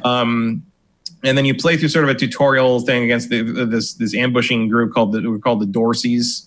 And you don't really know who they are, but they're sort of like, they seem to be kind of a post-apocalyptic cult that keep talking about the deluge and the cleansing and fire and very Far Cry. And you fight your way through it. Everybody else who's in part of your squad is dead, and you find the Patriarch, and the Patriarch basically explains that it was his fault you got ambushed. They also ambushed his town. But you need to help him out and take these Dorsey guys out. And his main problem is that the Patriarch is an older man who kind of runs everything. He's sort of the old warhorse monarch of the area, and he has 3 children, and all 3 of his children have gone rogue and are trying to overthrow him. And the main thrust of the game is his 3 children are out there planning shit, and he wants you to go round them up and bring them back so he can So you're on a rescue mission, essentially. You're on a sabotage mission, basically. Okay. It's an assassination, except he wants them brought in alive. Okay. Basically. And he sets you up with like a home base and some advisors. And as soon as you get in the home base, his advisor sets you up with there's one guy who will come as a companion to you, which is not the same as a party member. And then there's a guy who helps you with recruitment. So as soon as you get in there, you can recruit more Rangers, and they have a bunch of pre-made Rangers that have like skills like listed, and you can like pick guys that sort of like, match up to, complement. You want a group of party, obviously, that like has a bunch of different skills. So the way it works is you can have 6 people. 4 of the characters are player created or pre-created Rangers, and 2 of them are NPC companions. Okay. So your maximum you can have six characters in your party. Okay. And you do control in battle. You do control the companions, but they can have opinions about your actions, and they can leave if they get too mad at you. So the 2 NPC companions, and there's tons of them. Like there's a bunch of, you can rotate. A lot of churn. You're not going to run out of them if you piss off too many or whatever. But those guys are like XCOM, or does it hurt when you lose some? If it's someone you rely on, it can. And it's hard to lose a party member, like a ranger, permanently. Like there's a lot of options to get around that. But you can, I think. I haven't had it happen yet. I haven't actually played a ton of this. I've only probably played 5 hours. So it's kind of in the grand scheme of this game probably is not much. No, it's really first impressions level at this, because I just haven't had that kind of time, and then I got sucked into Avengers, and that was the end of that. Yep. But the upshot is like so even if you don't create your own characters for that tutorial section, once you get to the recruitment stuff, you can create as many as you want. So you can, and you kind of have this roster sitting here, and you can recruit them into your party whenever you want, swap them out whenever you're back at base. Like it's very free and open with what you can do, and they all do level up along with the guys you have out in the field. So at some point you come back. So if they're back at base, they still level up. Yeah, and there's like a lot of like pre-made characters. So there's like I want to say there's like 20 or so like pre-made characters. So and I pulled them back in, and they were all level 6 like I was, and then when I went back and got another one, they were now level 10. The new guy pulled. So theoretically, if you end up in the situation where like I need a specialist in this one thing, I think theoretically you go back, pull in someone you've never used before, and just level them up into the skills that you want them to be. Yeah, and you're done. I like that. So there's a lot of flexibility there, and of course the base you're in, it's been abandoned. There's like alarms run. I made friends with the robots that were there, so they all think I'm the people who are supposed to be there, so they're not going to kill me. And there's like refugees over here, and there's monsters in here, and you have to go out and recruit like a medic and a mechanic for your garage. And like you have a vehicle you drive around in that like you can upgrade that and upgrade shields on an armor, and like you can get like guns that help you in combat, and like it transfers you around the overworld and stuff. So basically, I mean, I love base building. Yep. Like I love being having a home base that you upgrade and hire people in, and like you get like, oh, now as you long can as do it's not in Fallout, right? Right. No, I don't want to physically build a building, but I like to be able to recruit people and upgrade my basically expand my capabilities by having. And you go back. I like going back to that home base, and like everybody's running around and doing stuff. And I think everybody enjoys that. Yeah. So that's a big part of the early part of this game, is sort of getting that base up and running, because the quests you have to get the siblings, the patriarch's kids, are way above your level. Like I think like the maximum one is something like level 35 right now. It's so like, clearly those are long-term goals, and you've got all these other side quests to do in the meantime. And combat is, they've taken a lot of, combat was turn-based. XCOM? Sort of. Combat was turn-based already in Wasteland 2, but they've taken a lot of cues from XCOM. And there are VATs. You can like select specific limbs to shoot. Not yet. Not so far. I thought you could. I thought I saw some trailer where they had like the arm like red or something to target. You might. That might be skills you can get later on. I don't have those yet. Oh, okay. That would make sense for some of the various like sharpshooter archetypes, but I haven't gotten that far yet. Right now it's just click the guy and shoot, and you have a percentage to hit, and that's it. So is it more like Fire Emblem than XCOM? Would you say? No, I think the way the percentage likelihoods and kind of the cover mechanics feel more XCOM. Okay. It's not as unforgiving as XCOM. Like it's not one of those things where it's like make one wrong move and they're just gonna run you over. Right. Like unless you do something really stupid. Also, like there's melee is a more viable option in this game than in XCOM. I would say like you can buff someone's strength up enough even early on, they can just run right in the middle of it and just take the hits and whack people with a wrench, and you're sort of done. So like I don't think it's not as like expert tactics level as like XCOM 2 when it's like running on all full cylinder, all cylinders or anything. but it's pleasantly reminiscent of XCOM is kind of the way I'd say it. Also, like it is an RPG first and foremost. It is not a real-time, it is not a turn-based strategy game. Like, do not mistake this for being like a mission-driven XCOM clone. It's not. Like, the combat here breaks out organically on the map you are playing the RPG on. And you can position your characters. You know, there's like circles of awareness around the enemies. So you don't have to, you can engage in combat and get the first shot every time if you want, because that's pretty easy to set up unless you got guys who are actually actively looking for you. You can kind of get the advantage there. And like, so I wouldn't say like if you hate XCOM, don't play this, because it's not that. It's not. Sounds like a little more user friendly. Yeah, it's not merciless TBS. It's more like we took some lessons. So yeah, okay, there you go. I don't have that yet. Or if I do, I haven't used it. Could be one or the other. Yeah, that's what I was talking about right there. Yeah, I don't have that so far. Yeah, so I mean, that looks like there's VATs, right? No, that's not the standard way of playing, though. Is what I'm saying. Like, that might be a special move or something. Oh, okay. Like there are like, you can build up like special moves where you can like precision shots and like special power shots and stuff. You can okay. So that's probably what it was. I think that's precision shot, and they're like, choose where you want to. But again, I haven't really used a lot of that because A, I'm early on, and B, like we talked about with Avengers, I tend to not use my super abilities too much. Me too, man. I'm the guy who finishes Final Fantasy with 99 of all the potion types. You know, this is like just in case. Yeah, I might need that later. You know, it's the final boss. I might need it. There might be another boss. I don't know. It's like Resident Evil. I never use the rocket launcher. I finish the game and I have like full rocket launcher ammo like every time. Yep, that's exactly. I'm like, I'm going to hold this till I really need it. And then suddenly I finish the game with the regular weapons. And I'm like, I guess I never really needed it then. Matt, did you get this on Game Pass? No. I backed this on Fig. Oh, that's right. It is on Game Pass on Xbox and PC. Okay. Which means you can play it for $10 a month. I do know it's a full price game if you buy it retail. It is. Yeah. It's a $60 game. But these games are generally huge, and it's off to a pretty good start, you'd say? I think so. I mean, it is fun. It is, like I said, very RPG oriented. The dialogue choices matter. Like, it's not as funny as Fallout, if that's kind of the thing you like, but it is a pretty solid piece of post-apocalyptic storytelling. And there is a nice sense of desperation early on because everybody's been killed, and like, you know, it feels like you're up against the wall, and then like as you build the base up, it starts to feel a little more like you've got a foothold, and like it's a nice progression. And you do get attached to the characters. Like, the characters all have some personality.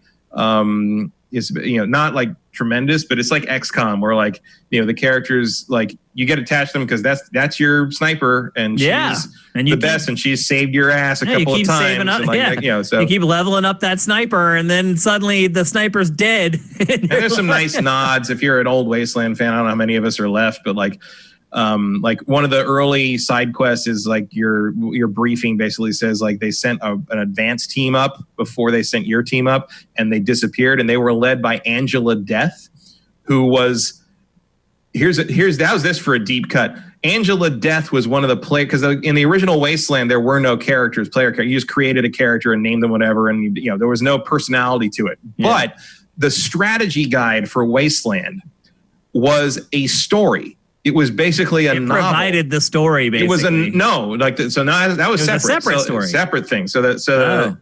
Because you couldn't fit, this is how little memory you had in these old game computers. Because you couldn't fit all the text you needed for descriptions and storytelling stuff. Wasteland, it was literally too much to fit on the floppy disks.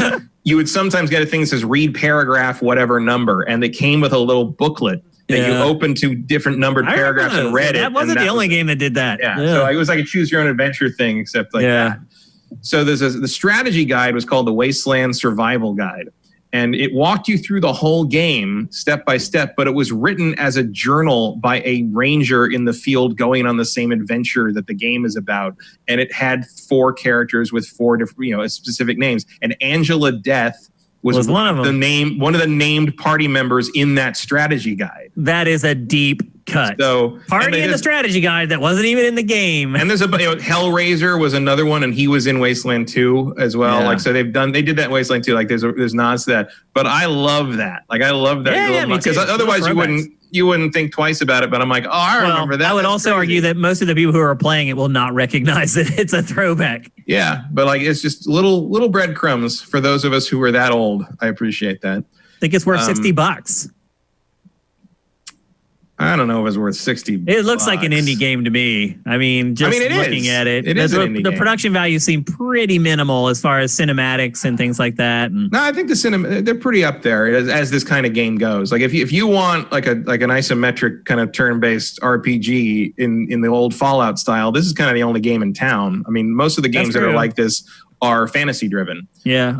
You have games like Disco Elysium, which are, more story driven. Yeah. There's no combat in that. This is more combat focused. Right. But I would also say like you could just subscribe to Game Pass for a month. Right. Exactly. Play it that way. That's exactly what you should do. And if, obviously you have to have a PC or an Xbox to do that, but the vast majority of you guys do. I will also say that this is the first PC game I have played that warned me that my PC was not up to minimum specs. Really?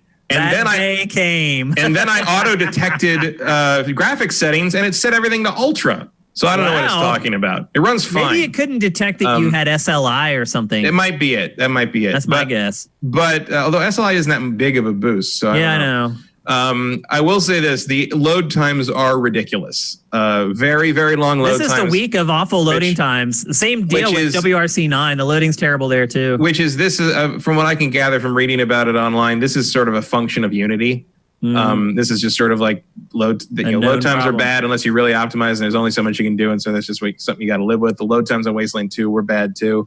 I will say that they seem aware of it. I don't know if there's anything they can do about it, but they seem aware of it in the sense that when you go to leave a map, it does ask you, "Are you sure you want to go leave this map?" Because there are games that do that, and like if you accidentally go too far to the edge of the map, you leave the map and go to a intersection, and like you didn't want to do that, but now you're stuck sitting through this load time, and then you got to turn around and go back where you were, and you got to sit through the load time again. So at least this game does check that you are sure you want to go through that load screen. So props there, but it's a factor. Yeah. It's hard for me to recommend, based upon what you said about it so far, it's hard for me to recommend a full purchase for this game, but Game Pass, it's a steal. Yeah. I mean, if it's your thing, if Wasteland's your thing, if this kind of game is your thing, you're probably already playing it. What's really starting to hit home for me is that Game Pass is just worth subscribing to because because at this point there's pretty much a really at least really good or really interesting game on there every month. Yeah. And there is a bit of fun. There is some fun satire and comedy in the sense that one of the factions you end up dealing with are called the Gippers, and they are a post-apocalyptic cult that worships Ronald Reagan. Perfect. And that goes about how you'd expect. Yeah. All right, so there you go. That's Wasteland 3. That's only PC and Xbox One. No PS4 version, right? I don't think so. Not yet. And I don't think it'll ever come to PS4 is my guess. I don't remember. I did Wasteland 2? Well, isn't it in Exile? Yes, it's in Exile. Yeah, which Microsoft owns now. So. Well, I mean, Wasteland 2 did come to everything, pretty much. I don't know if Wasteland different 3 times now, though. No, Wasteland 3 is on PlayStation 4. Is it? PlayStation 4, PlayStation 4, Xbox One. Game for PS4. Could be. PlayStation 4, Xbox One, Windows, Linux, Macintosh. Yeah, because I do not see Xbox putting its games on PlayStation. PC? Sure. PlayStation? No way. Although, Microsoft's weird that way. If one of the three would do it, it would definitely be Microsoft. That's for sure. All right, it's time to move on. We're going to talk next about Madden NFL 21. And also time for my yearly disclaimer where I explain to you guys, I'm not going to talk about this as long as we talk about most other games. I totally get it. Most of you guys are not sports gamers. Although I will say this, more of you are than people think. I mean, I have no problems getting a fantasy football league going on Sifted. None. In fact, it got bigger every year until we got to 12 where we were like, we don't want more than 12. So more gamers are into sports than I think the stereotypes would suggest. And I'm definitely one of them. Mostly NFL and NHL, but I do watch some of the other stuff here and there. So anyway, Matt, but I do think that even a lot of people I know who are gamers who like sports still don't care about sports games. A lot of them don't. Yeah. They'd rather just watch the real thing. Yeah, I mean, I would agree with that too, to be honest with you. Like, I don't really care about playing baseball video games or basketball video games. Although this year... Yeah. Well, that's what I was getting to. So for me personally, it's tough. I don't know which is my favorite sport, whether it's NFL or NHL. I love them both a ton.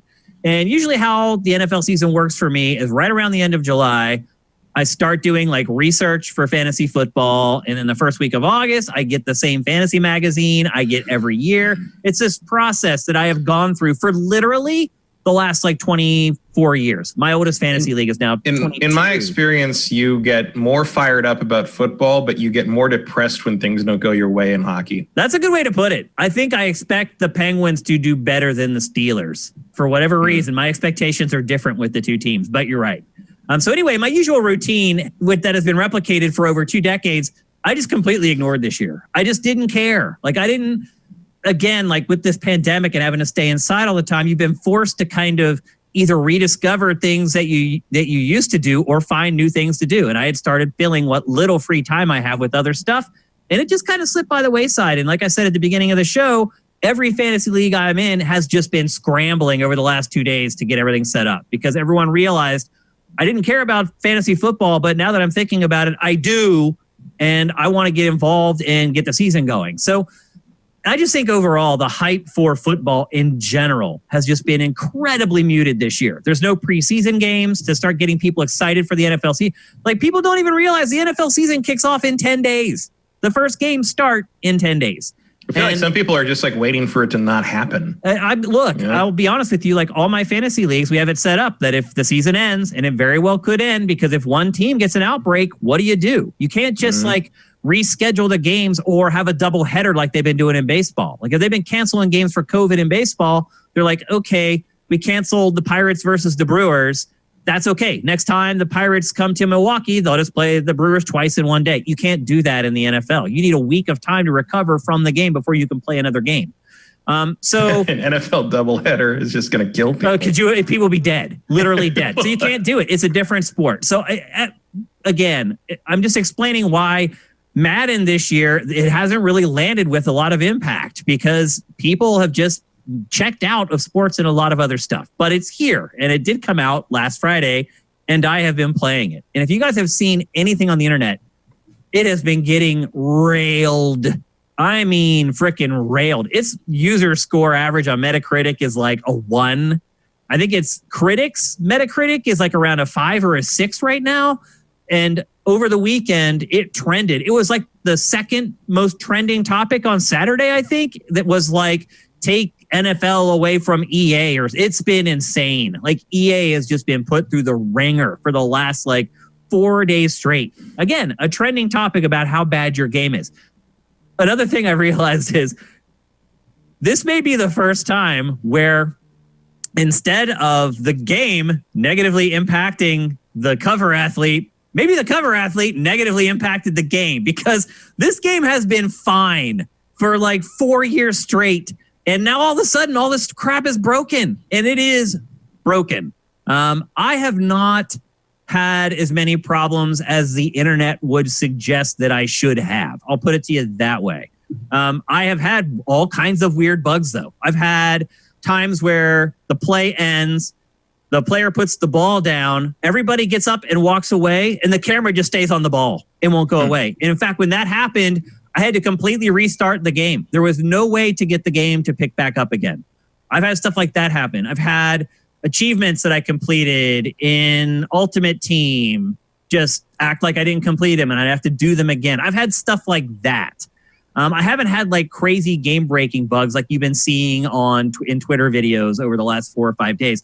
But there's still problems, and there shouldn't be problems. Why are there problems?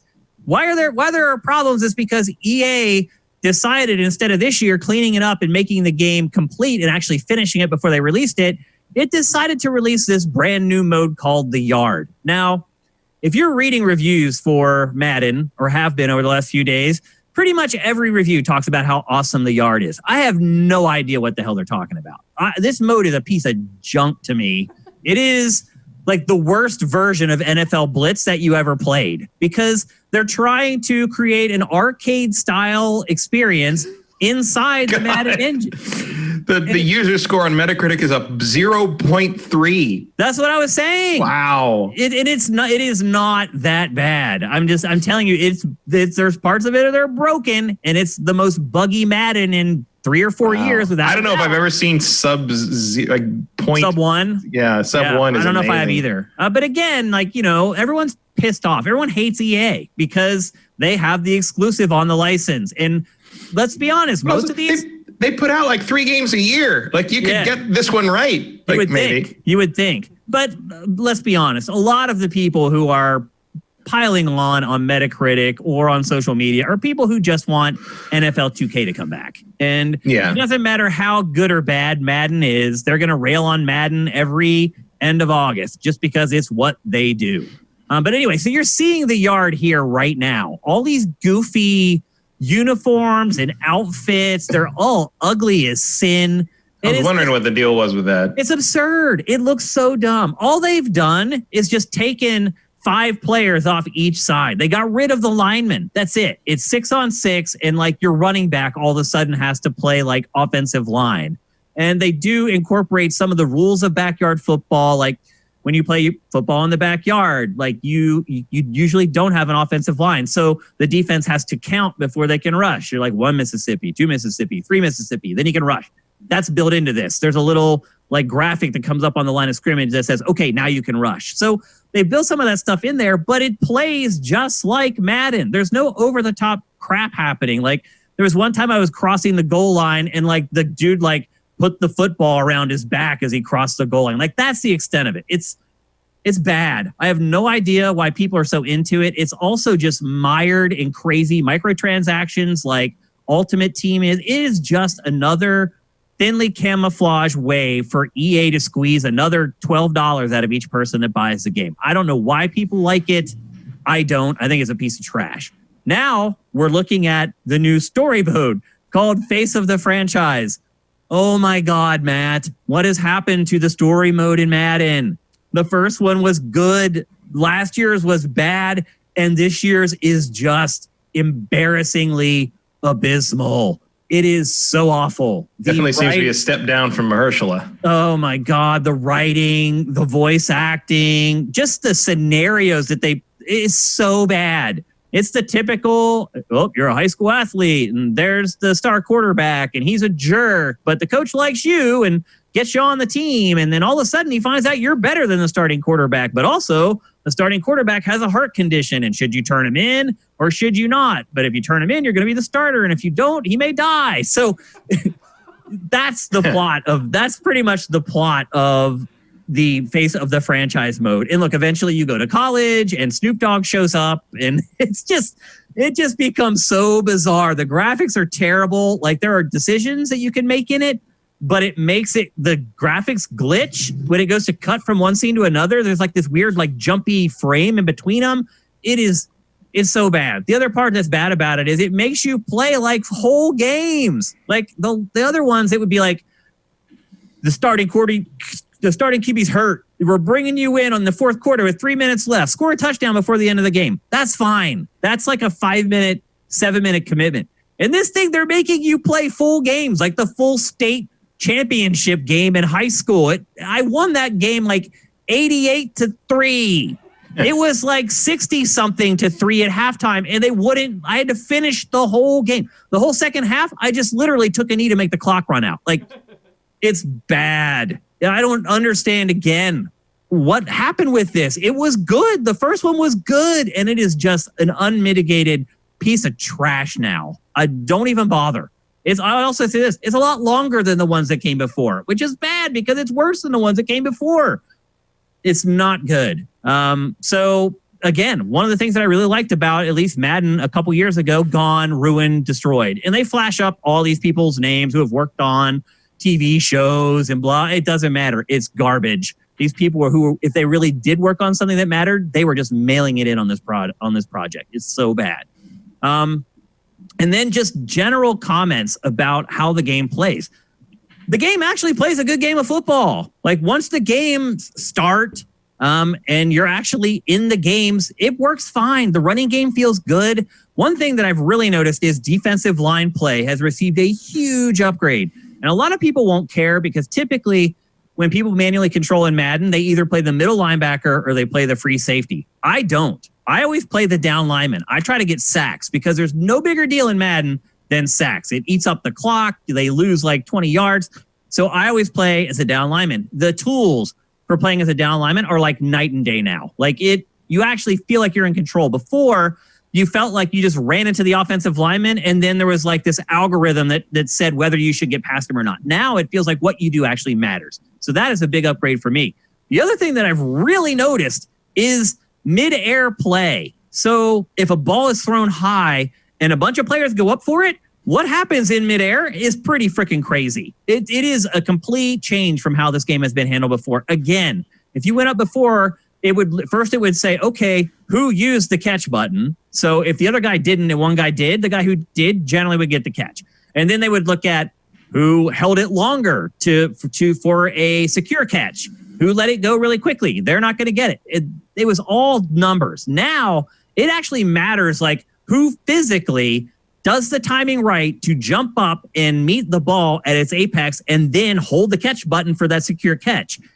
I've seen crazy stuff in the secondary with like cornerbacks coming from the sideline, just jumping and diving over and getting like one hand on it. Like I had like two hands on the ball, knocking the ball out of my hands after I had two hands on it. Again, these are huge upgrades for what's been going on in Madden for a while. But again, it's not enough. They've focused too much on stuff that doesn't matter and in their opinions will just generate them more revenue instead of creating a game that's just going to be good so that 4 days after it comes out, it isn't trending on Twitter for being one of the worst video games of 2020. And it's not, by the way. It does not deserve what it's been getting. It's not that bad. But I would never tell someone to spend $60 to upgrade for Madden NFL 21. And then there's the crap that comes along with the next gen version. That's the really bad part about this. This is the first entry will be for next gen consoles and it's busted broken. So I don't know what EA is thinking, Matt. Like this has kind of come back in the last couple of years to again be one of the best selling games every year. It went through a stage where it would only sell like 1 million some years. Now it's back up there where it's selling 4 or 5 million every year. And the game's getting worse.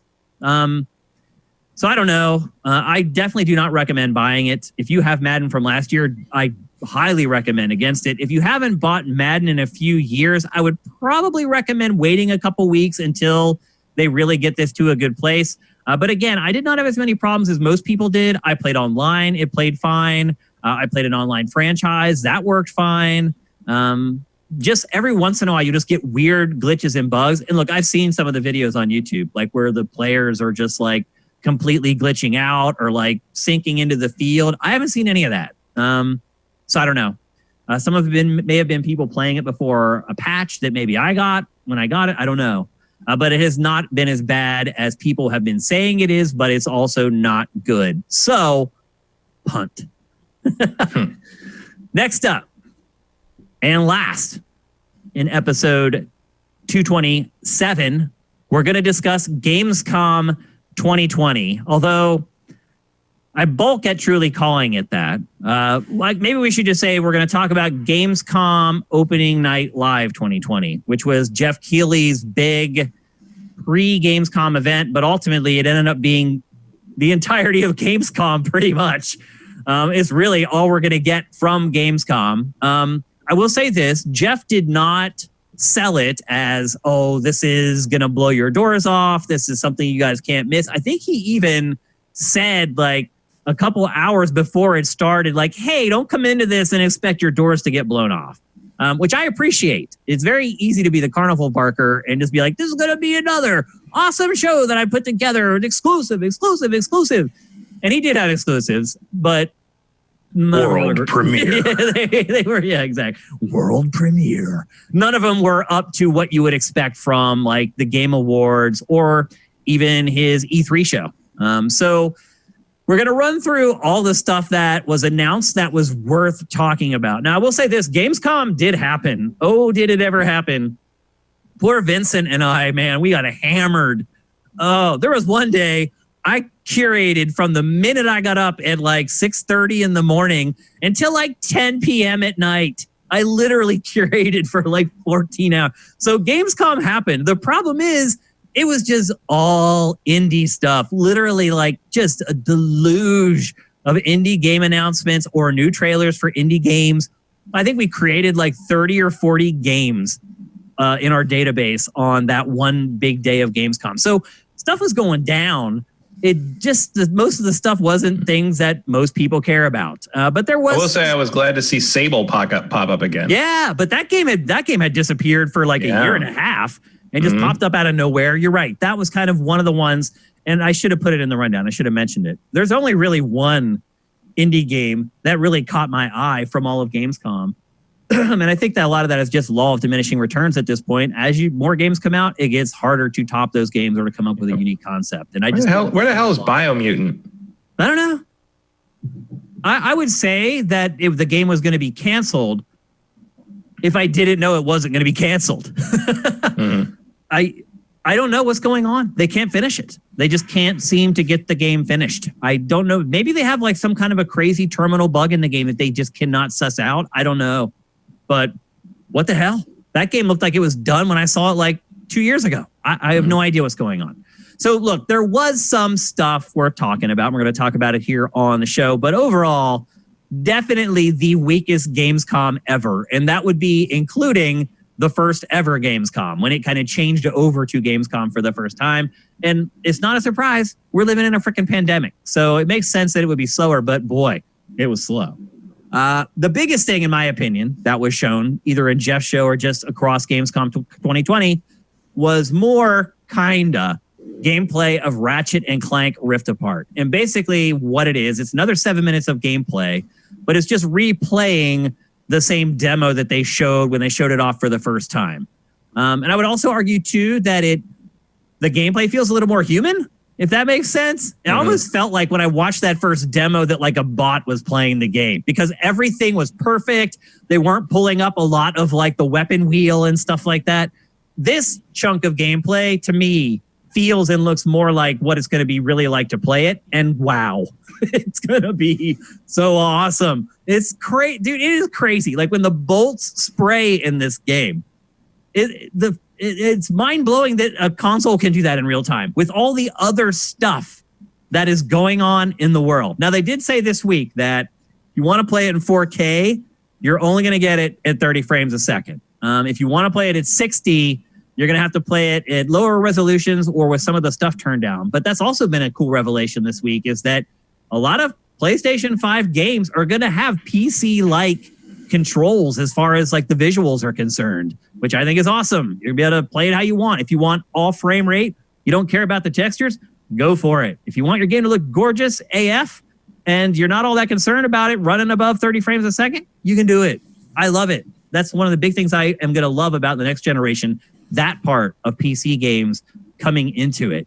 But again, I was just completely blown away by this demo again, all over again. And all it took was just the small variety of seeing a different player playing it, using different weapons, approaching scenarios differently. They did show, it seemed like a lot more of the Rift stuff, which is freaking awesome. Like there's like a grapple that you use to like pull yourself into other worlds. Like this is what next gen is all about, is using the tech for new paradigms in gameplay. And that's what I'm always looking for when they go to use tech. I remember when we were talking about PS4 and Xbox One, people were like, what do you want out of it? I was like, I want them to use the power for stuff that makes a difference to gameplay, like AI and things like that. Of course, that never happened. Here, it appears that it is happening. And I am very, very excited about it. Are you cool with them just kind of releasing another playthrough of the same thing, Matt? Yeah, I mean, they threw Jeff a bone, let's be honest. Pretty much. They helped Jeff out. Jeff was like, guys, I need something. The show's looking a little whatever. And they're like, okay, we'll play through that demo again and hook you up. And like, yeah, I think you're right. It looks less, for lack of a better word, tool assisted than the other version of the demo did. Yep. But like this game, honestly, this game is already at that point where I'm just like, you know what? Just give it to me. Yeah, I don't need to see any more. Like I don't need to keep seeing these things. I can't remember the last time that happened for me, Matt, where I saw 1 8-minute chunk of a game, Cyberpunk 2077. Yeah. Yep. That was the last time. Yep. So there you go. I'm putting Ratchet and Clank up on that level right now. I'm really excited about this game. Still don't know for sure when it's coming out. My guess is Q1 of next year, the first 3 months of next year. It seems in line with what they've hinted at. Yeah, might be a little bit of wishful thinking, but who cares? Gotta put something on that damn console after launch. Right. It's better that than being a sourpuss and a Debbie Downer. Next up, and Matt, I'm just going to let you run with this one. Star Wars Squadrons. They showed off the campaign with the lengthy trailer. How do you feel about it? I think it looks good. Like it does. This is a game that is going to be worth $40. Yes. I have very few doubts about this one, really. Me too. I'm feeling real good about it. The people on it know what they're doing, especially the writers. Like there's good pedigree here. My friend Kat Bailey played it at a preview event and came up and basically I asked like, I love X-Wing. Just like she does too. Just like X-Wing TIE Fighter. Like that's what I want. And, US gamer, right? Yeah. And she was like, yeah, like she wrote a whole big article about it for US Gamer that like put a lot of my concerns, to rest. Yeah, I like her work, by the way. Yeah, she's really good. I have a lot of respect for her work. She's also like one of the most informed sports people I know. That's the only reason I love her, because she loves sports as much as I do, and she loves hockey. Yeah. Maybe we were a match that just never connected. Yeah. So she liked it, and everything I see here is good. These are all good things. I like the characters I'm seeing. I like that they've got Hera in there as a Rebels fan. The ship choices are good. I'm very curious how the support ships are going to work. You got the two big support ships on each side. You got the U-wing on the Rebels, and you got the TIE Striker on the other. Like there, so there's going to be we got Wedge popping up. That's cool. Yep. It's great, because really this kind of game, has been dormant since '97 or '98. And like sometimes I see, and I see the pedigree. I see that the controls are similar, but it's got like 20 years of tech to catch up on, and things like just seeing like that's really the easy part, though. Sort of, but like it's just like one of the most impressive things to me is seeing some of these shots that look like they could be missions out of an old TIE Fighter X-Wing game, but like. They look like they're also from a movie. There's blaster bolts flying everywhere. Like they're busy in the way that an actual shot from the movies is busy. Yep. Absolutely. So like that's great to see. I mean, again, this is sort of in the same category as Ratchet. Like that shot there. Like that's you could never have done that in the old games. The old games were couldn't have done that, but here we are realizing this finally after all these years. Like it really is in the same position that Ratchet and Clank is, in the sense it's like, just give it to me. Yeah, I'm sold. Granted, it's a month out, so we're pretty close to that. Yeah. I've got a couple of friends who want to play this co-op with me that I've never played an online sim ever before. It's exciting. It's especially because I'm sold. I don't need to see any more. I'm good. There's Hera. Hey, Hera. Yeah, it's cheap. It's $40. It looks awesome. It's originally going to be a mode in Battlefront 2, and they broke it out to be its own game, which is one reason it's cheap. Yeah. But also indicates to me that they have something special enough that they felt that EA thought it was worth, giving it its own title, its own thing. So I honestly never thought, of all the things I thought EA would bring back in a modern era of Star Wars games, I never thought this would be one of them. It just seems like such a niche thing. It seems like it shouldn't be, because people should, it's like outside of being a Jedi, this is like the number 2 Star Wars fantasy is to fly an X-Wing or a TIE Fighter, right? Yeah. And granted, that's why I was playing Rogue Leader, to remind myself of that kind of, but again, Rogue Leader is a very different thing than this. Like Rogue Leader is an arcade game where you fly around as an X-Wing and blow shit up constantly and get judged incredibly harshly by Factor 5's ridiculous medal qualification requirements. What the fuck is going on? I mean, what the? You're just now venting about those? I mean, I was reminded of it because I loaded it up and like was just like, I just play in the missions to play the missions, and like they still give you like, oh, if you got this much more, you would have gotten a platinum medal or whatever. I'm just like, no human can do that. What are you talking about? I had one of my best friends could. He was a demon at that game. I mean, I did get like all gold medals. Did you get them all? On my I had a buddy who got them all. I never could. I never got platinum. I was missing like a couple. What were there higher than gold? They're platinums above gold. He got the highest. All of them. Like I have 2 platinums. That's it. Yeah, I got like one platinum and like most gold minus like 2 or 3. Like one of the platinum things was like I would have had to finish the level 2 minutes faster and kill 60 more enemies. And I was like, no, I can't do that. I'm not going to do that. Yeah. So those are fun. I would like to see a collection of those pop up on the Switch. Anyone? Bueller? No, we're gonna do that. Okay, fuck you. They make money. Yeah, anything. Like, come on. Like people, those games still look great. That's the crazy part. Even on GameCube, they look great. I just went on a weird little GameCube jaunt, like on like Monday night before Avengers went live, and like I played that. I played Rebel Strike, which, by the way, I reviewed Rebel Strike, and my retail Rebel Strike save has like 3 levels finished because I got all the medals on the debug version and didn't want to do it again. Yeah. And I played some Metroid Prime. Like that system still looks great. Like you when you do progressive scan through the component, like that system is crazy. 20 years later, is crazy. 20 years later, those games still look good. It was ahead of its time. It didn't get as much love as it should have got. But anyway, this looks great. Squadrons looks amazing. Like I'm really happy they're making it. Period. And I'm good. You got my money. Like you don't need to show me anything else. Just sold for me too. Put it in my hands. Yep, right there with you. Next up, Doom Eternal. The Ancient Gods Part 1, the first story DLC for Doom Eternal.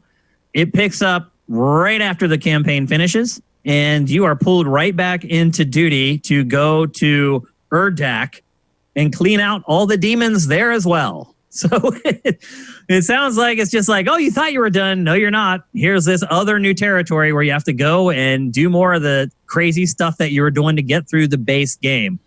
I like that they waited so long to release this. Look, it may have just happened that way because they couldn't finish it with COVID or whatever, but I think the timing is good because this game wore me out. Like by the time I got to the end of it, I was tired and I had enough. I was ready to take a break, and they took their time getting out this first story DLC.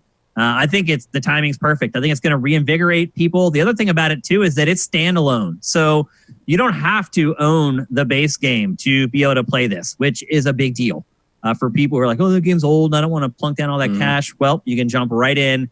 That is nice. DLC. I'm kind of running into a problem with that with Control because I really want to play that Alan Wake DLC, but I never finished the game. AWE. And I never finished the game. And then like I loaded up my save and I'm like, I don't remember how to do anything in this game. Like, that game also is unique in its control scheme, and it's not one of those games that just kind of copies and pastes the control scheme from. Yes, it's well named. Yeah, for sure. So I feel like I might have to start over on the Control, and you probably should. If you've only completed a couple missions, then why not? I'm like halfway through it. Oh, but like I just don't remember how anything works anymore. If you're halfway through, I would pick up at the save. I tried like a survival guide or something. I tried. I also part of it's just like remembering where everything is. Yeah. And, all the. Yep. That's it is a little mazy. Yep. But, for sure.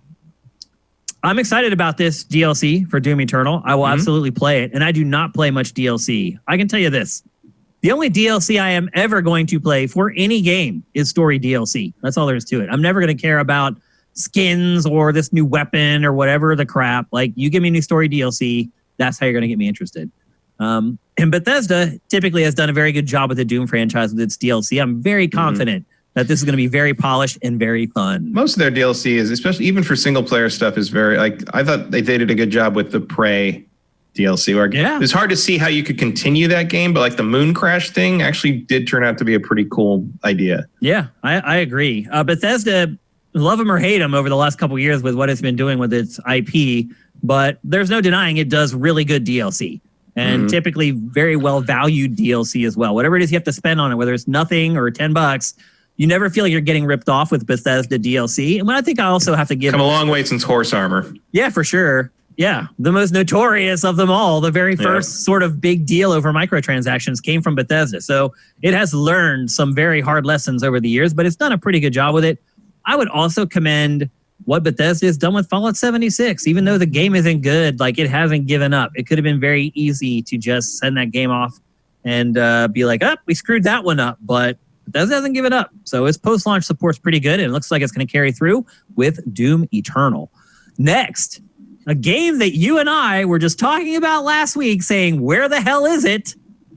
Lego, the Skywalker Saga. We finally got another look at it, only to be told it's not coming out until 2021. So I said that last week, like briefly on Lego's homepage, they had put up a thing for this, and it said coming 2021, and then they quickly pulled that down. Then they put it back up. But here we are. What the hell? Will anybody care about the content of this game by the time it comes out? I mean, Star Wars is evergreen. I guess. I mean, I'll still buy it and play it. Yeah, it looks really good. It's just I don't understand why it's taken years and years to make this. It feels like the formula should be pretty well established by now, especially since Star Wars was the first one. I know, and it's TT Games. Like they can make these games in their sleep at this point. Like I don't know if they lost a lot of talent at some point, or if COVID has affected them more than a lot of other studios. I don't know. I like to say it's because it's taking that long to make Rise of Skywalker into something worth playing, let alone watching. But I don't know. I really don't have a theory for you. Yep. And then next, what may have actually kind of been the biggest announcement at Jeff's thing because of the timing of it, Fall Guys Season 2. The trailer for that was shown. This game is bigger than anything right now. And so I'm sure that was a late full court press on Jeff's part. It's like it blew up. He's like, oh, let's see if I can get Season 2 into Gamescom Live. The theme for Season 2 is like medieval, like castles, but it's also, I don't know. It's like when I play that game, I don't even really notice like what a theme is because everything, it's like a unicorn like farted all over the world. Like it's just all oranges and purples and green, just these garish colors. Like I don't even know what is the theme for Season 1 of Fall Guys. Is there? I don't think so. I don't either. But like I look at this and like I would never look at these new mini games and be like, oh, they're castles. Like I don't know. I mean, I don't think it matters. There are as much as like a bouncy castle could be it's very kind of abstract, but okay. It's an odd choice. I don't really care, to be honest with you. They don't have any. I'm sure they'll have branded stuff coming along any day now. You'll be able to. Yeah. I mean, all that matters is that there's new courses because you do start to get sick of playing the same courses over and over. Once you get over the hump of, okay, I have it memorized now, and I'm about as good at this as luck is going to allow.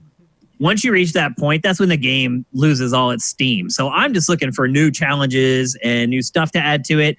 It looks like there's going to be a lot, to be honest with you. I think this is just kind of the first pass on what they're going to have for Season 2.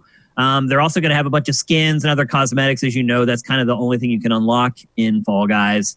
It's coming in October, so not much long to wait. And they did say that there's going to be a season pass, but it'll be free.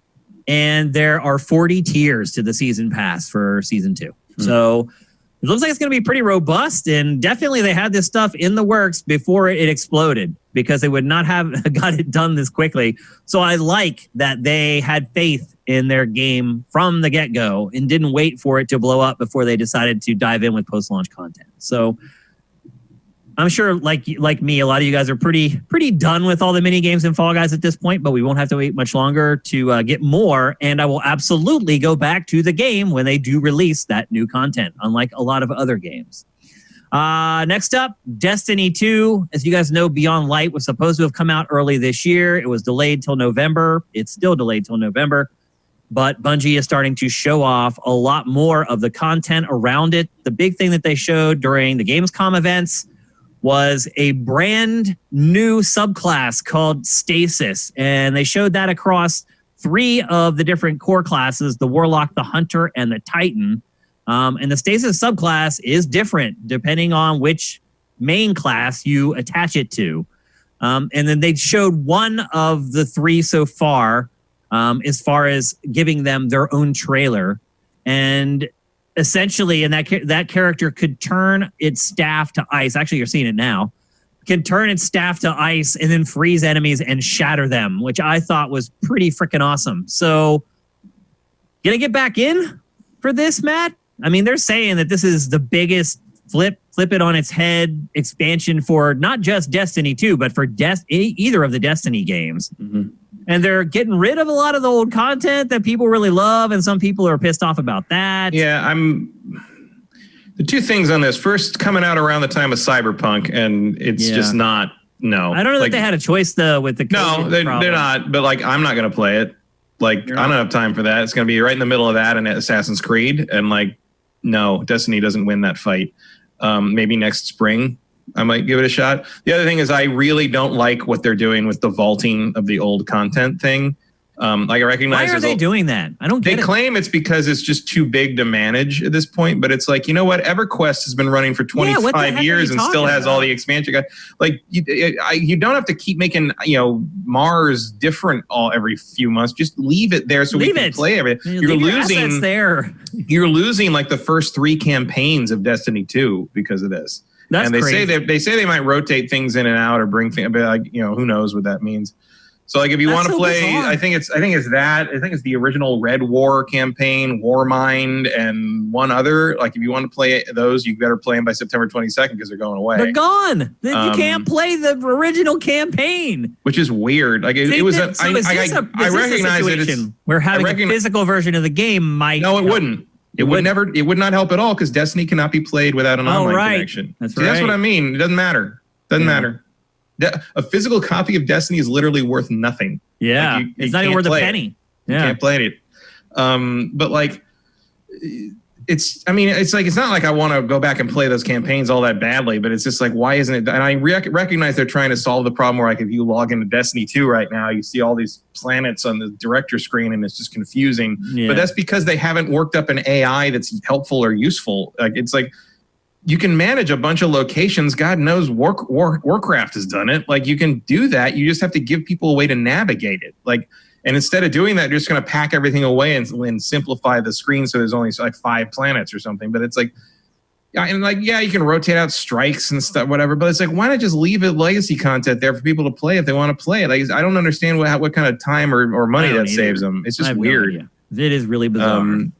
It seems like they want to refocus because I think Beyond Light would be Destiny 3 in another world. Yeah.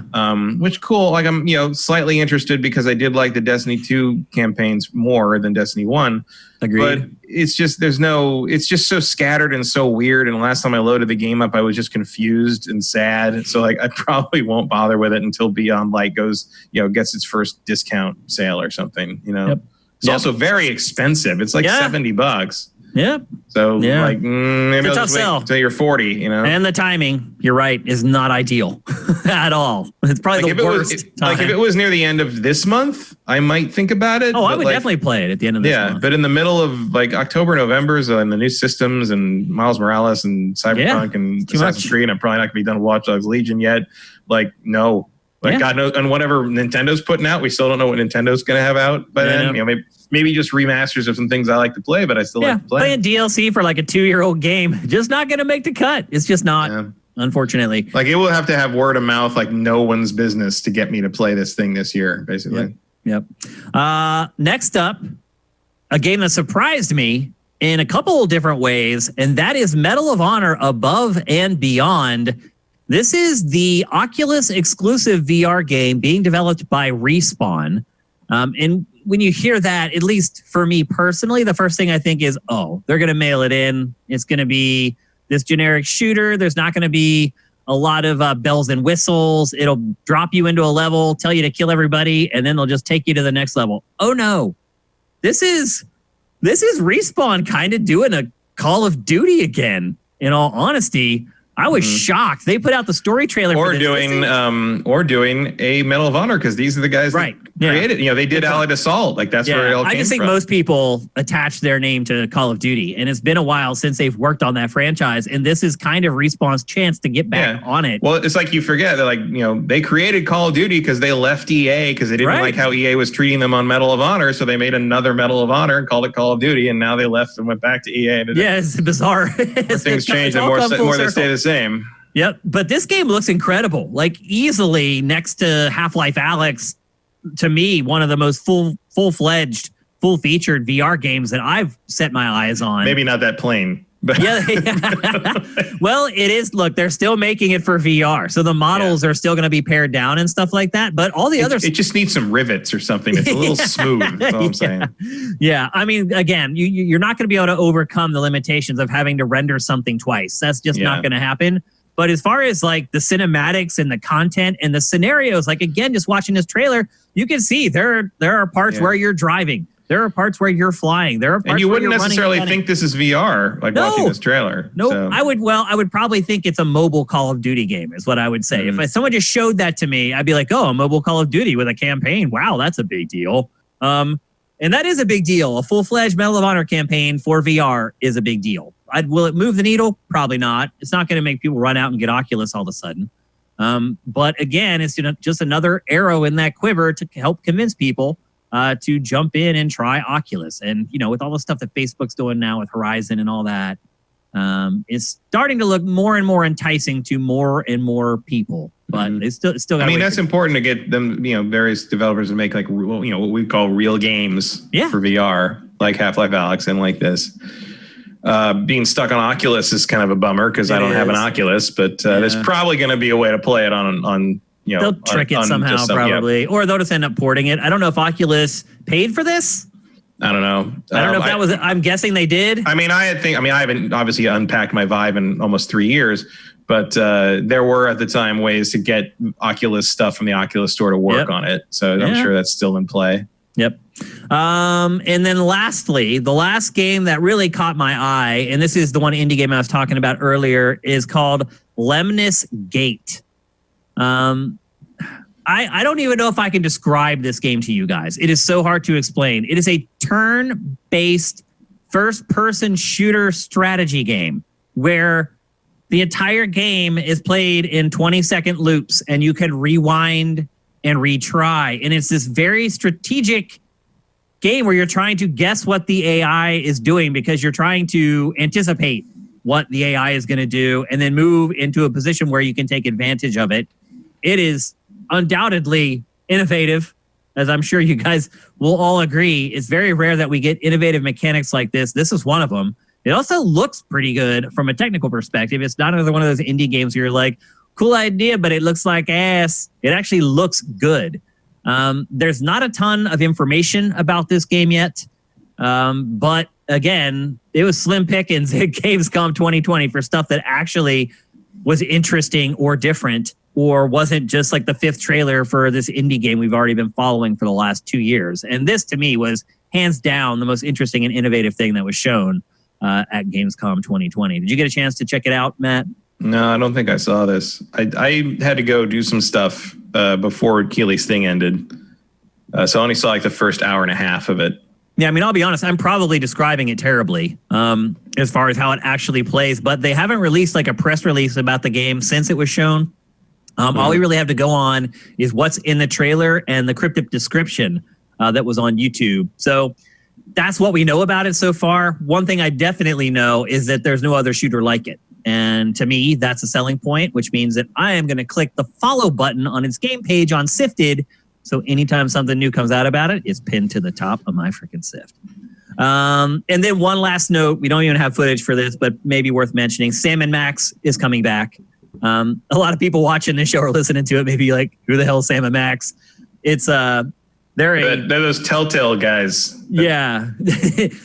That's the best way to put it, I guess. They are a crime-fighting animal duo that had a series of adventure games that were popular back in the early aughts. There has not been a new Sam & Max game for pretty much a decade. Well, and before that, they were popular point-and-click adventure stars from games. Yeah, but that was the 90s. Yeah. The LucasArts stuff. So the Telltale guys revived them from the old LucasArts days, and now I guess they're getting revived from the old Telltale days. Once a decade, they get brought back. Yeah, apparently. It seems to be the schedule that they're on. However, I don't care that much about Sam & Max. I don't have much of an affinity for the IP, and most of the people watching GameFace or listening to GameFace, they don't either. So yeah, I like them. They had a cartoon in the 90s. Like they were a deal for a while. I mean, I know one guy who was a kid in that period of time, and they're like his favorite thing in games.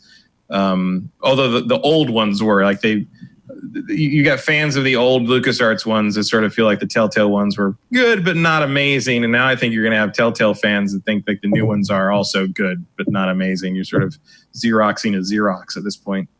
Yep. So I'm always glad to see retro IP come back, particularly when it's well handled by the developer who's working on it. But I do not have a huge affinity for Sam & Max. So I know there's some people do, so I wanted to mention it before we moved on. But yeah, and it's VR only. I think it is coming to multiple HMDs, though. It's not an exclusive. Yeah, I don't think anyone wants an exclusive on that one, really.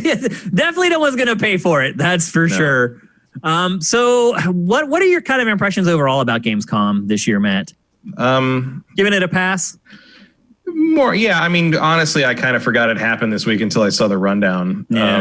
I mean, it was. I wouldn't have remembered either if I didn't work my ass off curating a bunch of indie crap. It's like you said, it was Keeley's thing, and that's about it. But what are you going to do? I mean, Gamescom is very much an on-site thing for the most part. So, the convention at that giant I mean, even center, for a normal year, we wouldn't get anything much bigger than that. Not huge. You'll typically get one big game debut at Gamescom, total, one big one. Mm-hmm. And then you get what we got, which is updates to games that we really care about and a lot of stuff that you don't care about. And I think as we have theorized that should E3, collapse under its own weight, probably a lot of those reveals would move to a Gamescom situation. But that's in a world where Gamescom happens physically and is not canceled as a pandemic thing.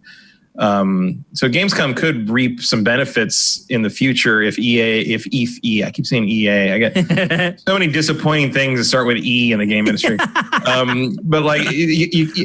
the E3 becomes kind of persona non grata, it could be a thing. But I think because of the events of this year, it's more likely that everybody would just do their own kind of direct thing and not be tethered to these convention things anymore. I'm totally giving Gamescom a pass. In fact, I'm giving it so much of a pass that we're not even going to give it a letter grade. It's just not fair. I wouldn't even know where to start, really. And look, I give Jeff a lot of props for getting this together. Because it can be easy. These developers and publishers, they're scrambling trying to get their games done, and they're not worried about getting out assets for some live stream that happens for 90 minutes. And it looked pretty good, presentation. Although Jeff's coat didn't fit. Yeah, I noticed that. And I kept wondering, did they lose his coat and he had to wear a different coat?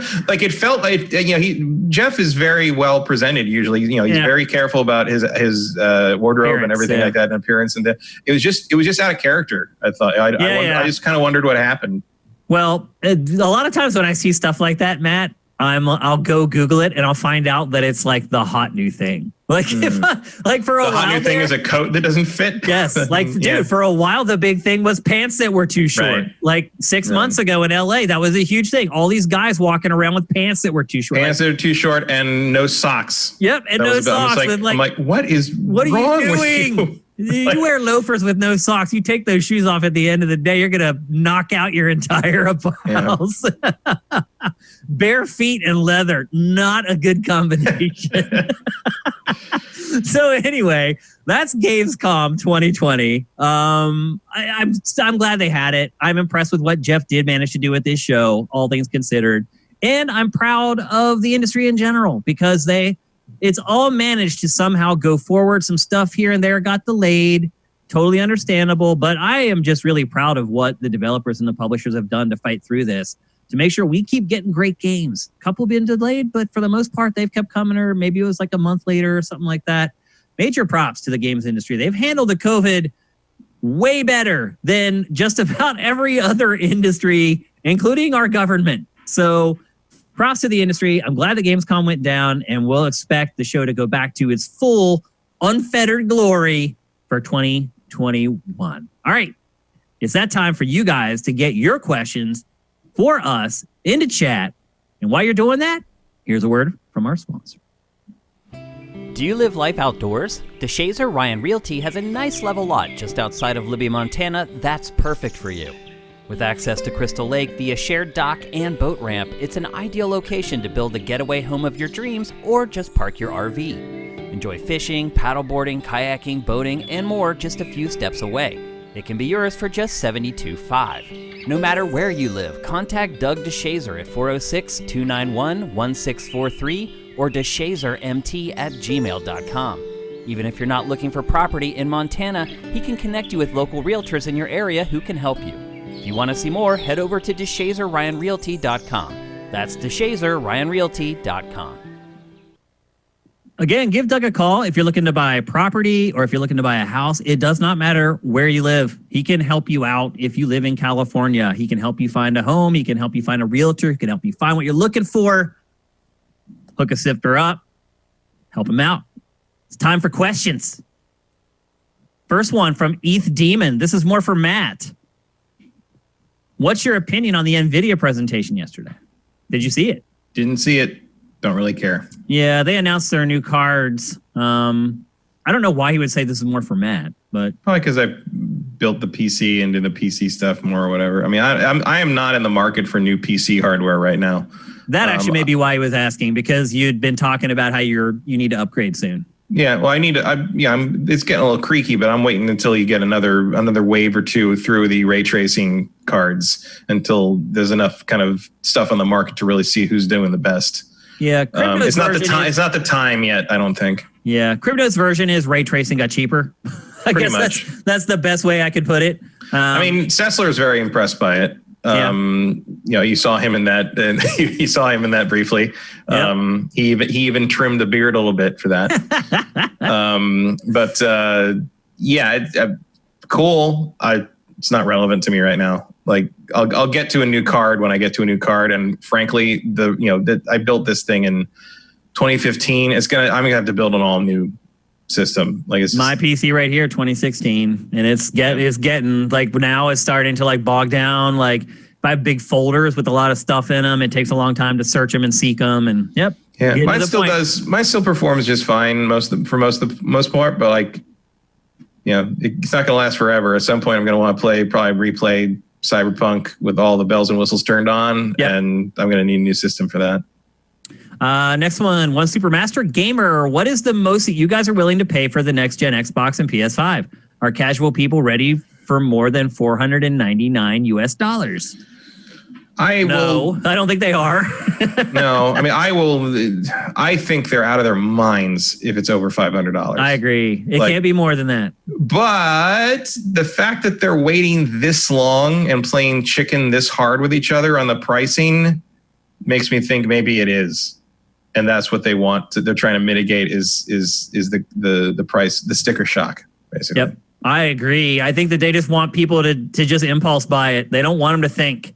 I think they're going to announce the price and the date like maybe the week before, and they don't want people to stew on it. They don't want time for social media to chew on it and get angry. That's the only rationale I can see for why this. Joke's on them. That'll happen in 5 minutes. I know. Nah, you can't outrun that. Japan. like they don't get it, dude. They don't really understand how like social media in America works. They just really don't. Anyway, let's answer his question. What's the most you guys are willing to pay? I mean, you hit it. 500. That's the most I'm willing to pay for it. Mm-hmm. I mean, I probably, one way or the other, I probably will pay more than that because of, needs for the show, needs to play Miles Morales. But if I didn't have to, if it wasn't like a write-off for business purposes, no, like over 500 is ridiculous. And honestly, like, I think it's a very valid question. Like, is there even a reason to buy one this year, period, if you don't need it for work or for evaluation for whatever? I saw someone asking that earlier in the chat. Yeah. If you don't need it for something this year, or if you're not just a giant Spider-Man nut, like probably not. I probably wouldn't. Yeah. Yep. Let other people kill themselves trying to get it. Let everybody else. And they will. Let us beta test it for you, because it's basically what you're doing at this point. Yeah. I mean, I would guess that is definitely the case. Next up, also related, Commander Fett 03. What do you think about Sony making people apply to pre-order the PS5? So this was actually brought up at the end of the show last week. Mm-hmm. And we didn't really get to talk about it too much because it was we didn't really know a lot of the details around it, blah, blah, blah. We obviously know all the details now. Did you apply, Matt? I mean, I didn't get an email. I put my, I just went there and put my PSN ID in. I put it in. Like, but it's like, look, it's not like that's the only place you're gonna be able to pre-order one. Like, it's just you're just putting yourself on another mailing list, basically. But in the end, if it's another way to possibly get a pre-order at it, and who knows how easy or hard it'll be to do that, Like, because I do think one way or the other, price or no price, the demand will outstrip the supply, at least in the initial wave. So, why not? My answer is contingent on something. If registering to pre-order the console, which Matt and I both did, once you do that, they look at everyone who has pre-registered to pre-order the console and rewards the people who have been their customer their longest, I have no problem with it at all. If you're going to reward the people who have been lining your pockets for the last however many years, I'm totally cool with that. If they're taking names to cut out retailers, or they're taking names to randomize who ends up getting the pre-orders, then I think it's a terrible idea. And I can't understand why they would do it. I hope that this is Sony trying to reward its loyal customers. I hope that's the case. But look, Sony could be, once you give them your gamer tag, Sony could be looking at how many times has Shane shared gameplay on Twitter? How many times has he tweeted or posted on Facebook from his PS4? They may be looking at that stuff to decide who gets them, because they want evangelists. They want people who are going to get the console and then spread the word all over the internet. And that could be part of what they're looking at as well. I don't know. But I would say if they're looking to reward people who have been helping them out for the last 20 plus years, I'm totally cool with it. What's your perspective, man? I don't really care. Like, it's just one other avenue, and that's fine. Like, if I got the opportunity to order it that way, maybe. But like I've said last time, I don't really trust Sony to get me that system on launch day. I would rather order it from Amazon. It could show up like 4 days later. Like I know Amazon will get it to me that day, or I know Best Buy or Target, I could pick it up that day, or like whatever. I know I'm not going to miss out on that because but Sony doesn't have that kind of shipping, I could see reputation. Like on 3 days after launch, this like Mayfair 18 rig truck, drop shipment truck, showing up outside of my apartment complex and honking the horn and having to go down there, and they literally just pull it off the truck and give it. Like, that's when I think about Sony handling this, that's what first jumps to my mind. Like, I agree with you. It's hard to trust that Sony would get it to you day one. So it may not be all roses anyway. Mm-hmm. Let's see. We already answered Mark's if you didn't have to buy the next gen consoles. Here's one from Vincent. Are you excited for Ubisoft Forward next week? What's your hype level for Immortals Fenyx Rising? Extremely high. Mm-hmm.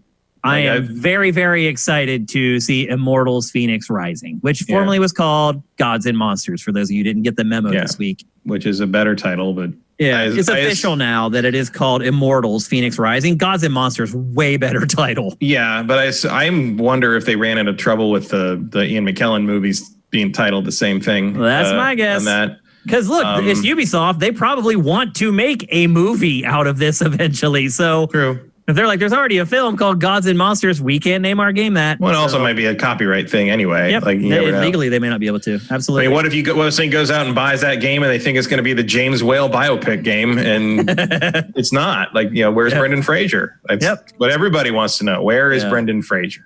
To answer your question, though, I am very, very excited for this game. Yeah, I mean, I thought this game looked really cool when they first showed it, however long ago that was, and then kind of vanished. It was supposed to be out this February. Yep. And it just sort of vanished, and I guess there seems, if they're changing the name, they must be sort of relaunching it or re-announcing it a little bit. Yeah.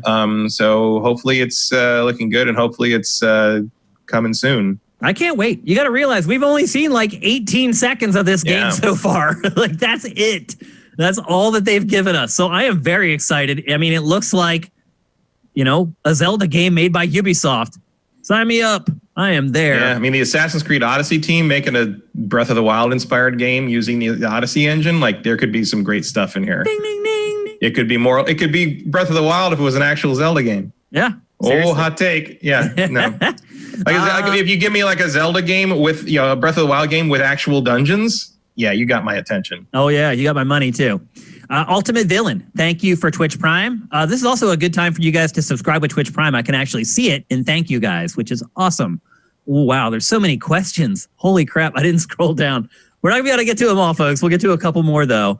Lestevid, thank you, man, for gifting tier 1 subs. That's awesome.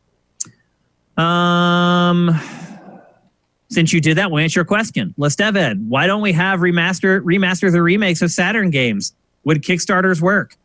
Matt, I'll let you answer that one. I think there's twofold on that. First, a lot of the code is lost. So you'd have to rebuild them from the ground up or re-engineer, like retroactively engineer them from the retail code, which is very difficult and annoying and time consuming. And the other thing is, like, Saturn is not a popular system, and it's, correct or not, the perception is that there's not really an audience out there that would want any of that stuff. Would I want them? Absolutely. I would pay you $100 right now for a remastered Panzer Dragoon Saga or Dragon Force. I would, no question. Like, I would pay you double normal gaming price for a modern remake of Panzer Dragoon Saga. Everybody would. But not everybody would. That's the problem. Well, all the smart people would, Matt. But I think it's just because it's a niche system. It didn't have a whole lot of like really standout games for most people, in most people's opinion, and it's just hard to get at it because there was no proper storage or archiving done with a lot of the game code back then, especially in Japan for whatever reason. Like, the code for Panzer Dragoon Saga is rumored to be lost. I don't know if anybody even cares about Dragon Force. That would really suck. Anymore. You'd have to rebuild it from the ground up anyway. Yeah, but like you'd have something to base it on. Yeah. I put in. I have a Saturn hooked up right now. It's right over there on the hooked up to the plasma, and I loaded up Dragon Force a few months ago and played it for like 30 hours. Like that's some of that stuff's still great. Oh yeah, it still holds up. Absolutely. Just the working designs catalog alone would be great to bring forward in some kind of collection, but like. The interest isn't there. The nostalgia is not there, except for those of us who were, the few of us who owned Saturns and enjoyed them. And the work it would take is probably just going to cost more in terms of just paying the manpower to get there than it's worth anyone to do. I mean, certainly Sega doesn't seem interested, so I think we're just stuck with that. That's why there was a comment on. About the backwards compatibility and the comments on the article on that on Sifted. We talked about it a little bit with somebody. We're like, who cares? Like and I'm like, there's other stuff that's still, said, who cares? All the good stuff on PS3 has already been remastered. I'm like, no, you got almost everything almost everything Insomniac did. The Ratchet and Clanks, Future, and Crack in Time, and the other one, Resistance. Resistance. I meant the third Ratchet game in that trilogy. The pirate one. That was only digital. You remember? What I'm talking? I know what you're talking about. Quest for Booty. I'll be honest with you. If you asked me to name the subtitles of Ratchet and Clank games, I would probably get 2 of them right. The Infamous Up games, your arsenal. Infamous 1 and 2, the Resistance games, like you said. There's a few. God of War Ascension. The kill zones. Like they could all be brought forward. And like someone's like, I think he's being sarcastic. I wasn't being sarcastic about any of that stuff. Like I don't like God of War Ascension very much. I hate the kill zones. But like, I don't think anything should be trapped on the PS3. I don't think anything should be trapped on old systems. You should spread that stuff out, put it on multiple platforms, bring it forward, because otherwise you end up with situations like the Saturn where games just get lost to time because they're only on this one. Not that PS3 is obscure like the Saturn was, but it's a unique architecture that's hard to work with and hard to bring forward, and you end up with things that are just never going to be played by anyone who doesn't already have that original hardware, and that's a shame. It is. Next question from Estmont. Given the prices of the 30 series cards, he's talking about the new cards that NVIDIA just unveiled, do you really think it's realistic to think that PS5 will have PC-like performance at US $500? I don't think... the cheapest card was like $500. I don't think anybody expects them to have PC-like performance. Yeah, I mean, define PC-like performance. I don't know what that means. Like 4K 120? Of course not. Yeah, I mean, I don't know what that means anymore. What is PC-like performance now? Like, did it runs Windows? I don't know. Yeah, I don't know. I don't know what he means. I think that it's very hard to straight compare like hardware capabilities between specialized consoles and the more generalized PCs. Like, you're always going to get a little more out of a PC but you're always going to spend a little more too. Yeah. I mean, to answer his question, like, do I think I am going to be playing games on PS5 that look like they're being played on a high-end PC for $500? Yes, I think I am. I think we all will be playing games that look like high-end PC games on the PlayStation 5. Will you be able to get them to run and look better on a PC with, higher end hardware? Sure. But that's always been true. What's the difference? And it's always going to be that way forever. People paid $600 for the PS3 for some reason. So yeah. That thing didn't even run anything well. It didn't.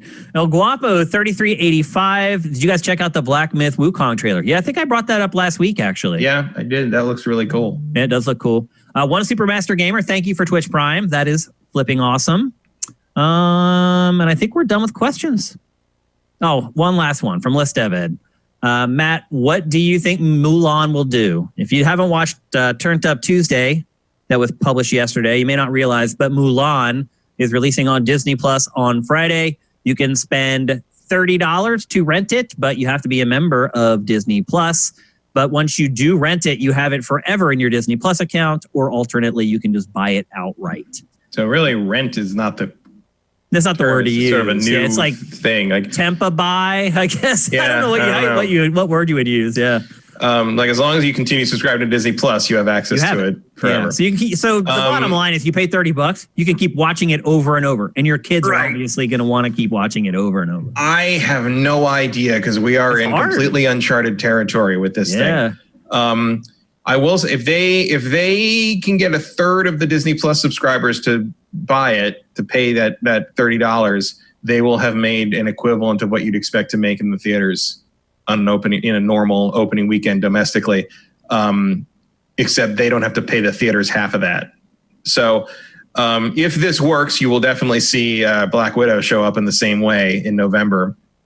But I really don't know. I have I don't know if people will jump at $30 the way they would at like 20 or 25. Do you know how the last one did? Because there was already a movie that they charged, 40 for, I think. Is that right? Disney didn't. Not Disney, but there was a movie that was released where they charged like 30 to rent it or whatever. I can't remember what it was. If there was, I don't. What Trolls World Tour was 20.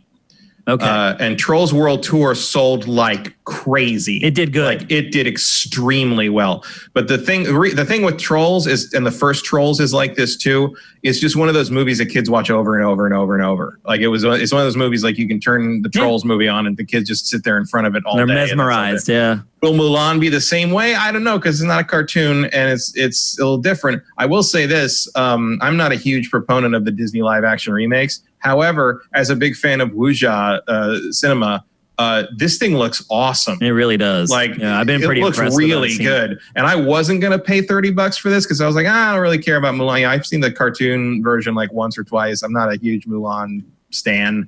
But the more I've seen the trailers for this thing, I think I have to see this. And I do also kind of want to support it because I do want Black Widow to get the same treatment so I can see a freaking Marvel movie at some point because I'm going crazy over here. That's smart, actually. Grease in the palms. Yeah. For what you really want. So I don't know. Like I really have no idea. And like we're also looking at, we'll see at the end of this weekend, Tenet is coming out in select theaters if you're crazy enough to do that in America. I mean, I think in Europe and internationally, it's done very well. International box office has done very well because most places have sort of the pandemic, at least not under control. It's not like LA where 1 in 100 people have it. Right. So like it's hard to say. Like, I'm interested in the Tenet box office more than I am with Mulan to some degree. To see how many crazy people there are in America. Sort of, but I mean, just to see what kind of what it looks like, because there's no previous data for any of this. The closest we have is Bill and Ted Face the Music, which did come out in select theaters, about 2,400 screens, which is a pretty wide release. That's a standard wide release. That's standard wide release. Yeah. And obviously not in San Francisco and LA because California theaters aren't open yet. And to be clear, San Francisco, Los Angeles, and New York put together is 25 to 30% of the U.S. box office. I know. Like it's crazy. Like three cities make up a third of film goers. Like, that's huge. America. We'll probably make up a third of the population too. So Bill and Ted made about $7 million that opening weekend in all those screens, which is, but that's okay for what you're dealing with. So my guess is that Tenet, which is in a similar number of screens, I think a little fewer because Christopher Nolan's a little pickier about what theaters his movie plays in. I would expect Tenet to make about 15 million, about double, a little more than double that, because it is a little more of a prestige movie and people are Nolan fans and they'll go try that. I won't, but So the question becomes like, is that enough? Is that what they want? I think you are hitting a point where the studios are just going to start putting these out because they got to get something on the books. Like, it's better to have a huge bomb in the sense that no one goes to see it and be able to write that off as a pandemic expense than to like not release it at all. I think that's what you're going to run into. And then you got that 60 to 90 day window where you can maybe get Tenet out in time for Thanksgiving on VOD or HBO Max or something like. Yep. And also, if you do this, you don't have to keep answering Christopher Nolan's phone calls, which is probably the key thing here. You just don't want to have to answer that email every day about when you're putting the IMAX version out. So it's very interesting to watch that. There was an article, I think, in Vox that was called "What if Hollywood decides they just don't need movie theaters anymore after this?" Yeah. And it is a very interesting question. I don't have an answer for that. I don't have any. We just have to sort of watch and see how this unfolds, because this is a paradigm shift in film distribution that I don't think anyone could have predicted. I think, it's a pandemic. And Pachter has mentioned, this was coming, this was going to happen in slow motion over the next 10 to 15 years, but now now it's going to happen over the 10 to 15 months. And I don't know what the landscape looks like at the end of this. And quite frankly, it could end up looking much better for consumers. Yeah. Than any other. Studios, they can make way more money. They could cut out some middlemen on that if people don't care about the theatrical experience. The other thing that's interesting is, and I say this as someone who is somewhat involved in commercial real estate situations, if these theaters do go out of business, especially some of these chains, the notion of undertaking the renovation required to turn a theater building into anything else is incredibly daunting. They want another. So like theaters will, even if AMC say goes away, the people who own those buildings are going to want to keep them as theaters, because otherwise that's a massive renovation and no one has the money to do that. Yeah, turn them into venues and start having bands and stuff. There will be some of that. There'll be you are in completely uncharted territory, and the thing is, you could be another Netflix situation where whoever figures out how to do this right could hit it big and be the next paradigm. So there is opportunity here, as dire as it looks right now. And at the very least, if you're interested in film and box office and all that, how that works, it ain't boring. That's true. Unprecedented shit happens here every day. So every day, pretty much. Yep. All right, so there you go. That's GameFace episode 227. A couple notes for you guys who maybe if you joined late. Reminder: Pachter Factor Live is not happening tomorrow. Just another reminder, again, in case maybe you joined late. We will let you know when we're rescheduling that. Our fantasy football league is completely closed off. We have 12 players to play and are drafting on Monday. And then a final note, a personal note. Your man Shane has not taken a day off work all year. I know that sounds crazy, and you may say, Shane, you're exaggerating. I am not. I have not taken a day off all year. And it is Labor Day weekend this weekend. And typically, this is the one weekend where I would go away. I would fly home for a 4-day weekend, do fantasy drafts with my old buddies in Philly, see my mom for a couple days, and come back. Obviously, that's not happening this year, but I am still taking a vacation, damn it. So I am not going to be around on the site over Labor Day weekend. Some of y'all will see me on Monday when we do our sifted fantasy draft. But the site's going to be slow this weekend. Vincent needs to take some time off too. We have been grinding people. I don't know if you guys realize, we have not missed a week of GameFace this entire year. That is unprecedented. I think COVID actually has a lot to do with it because we're stuck here. So we have time to work on the show and get everything done we need to. But we've never done this. Usually by now we've missed at least 5 weeks of GameFace at this point of the year. So man, I've been grinding for y'all. I hope you can understand. I need some time. I am literally at the end of the rope. The Gamescom curation day almost broke me.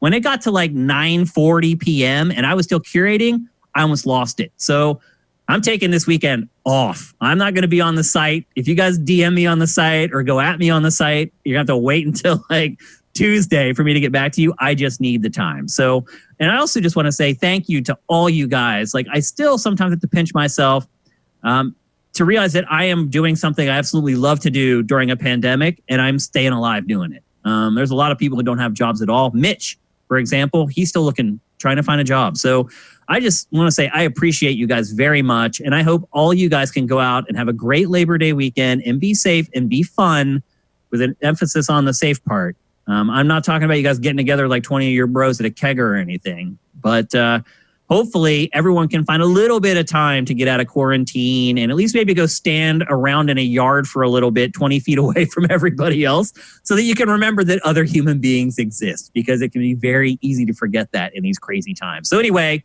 on behalf of Matt, who you can find on Twitter at @mkyle, on behalf of Jared, who's on shower duty this week, I'm Shane Satterfield. You can find me on Twitter at Dinfire. We'll see you next Wednesday. GameFace is up and out.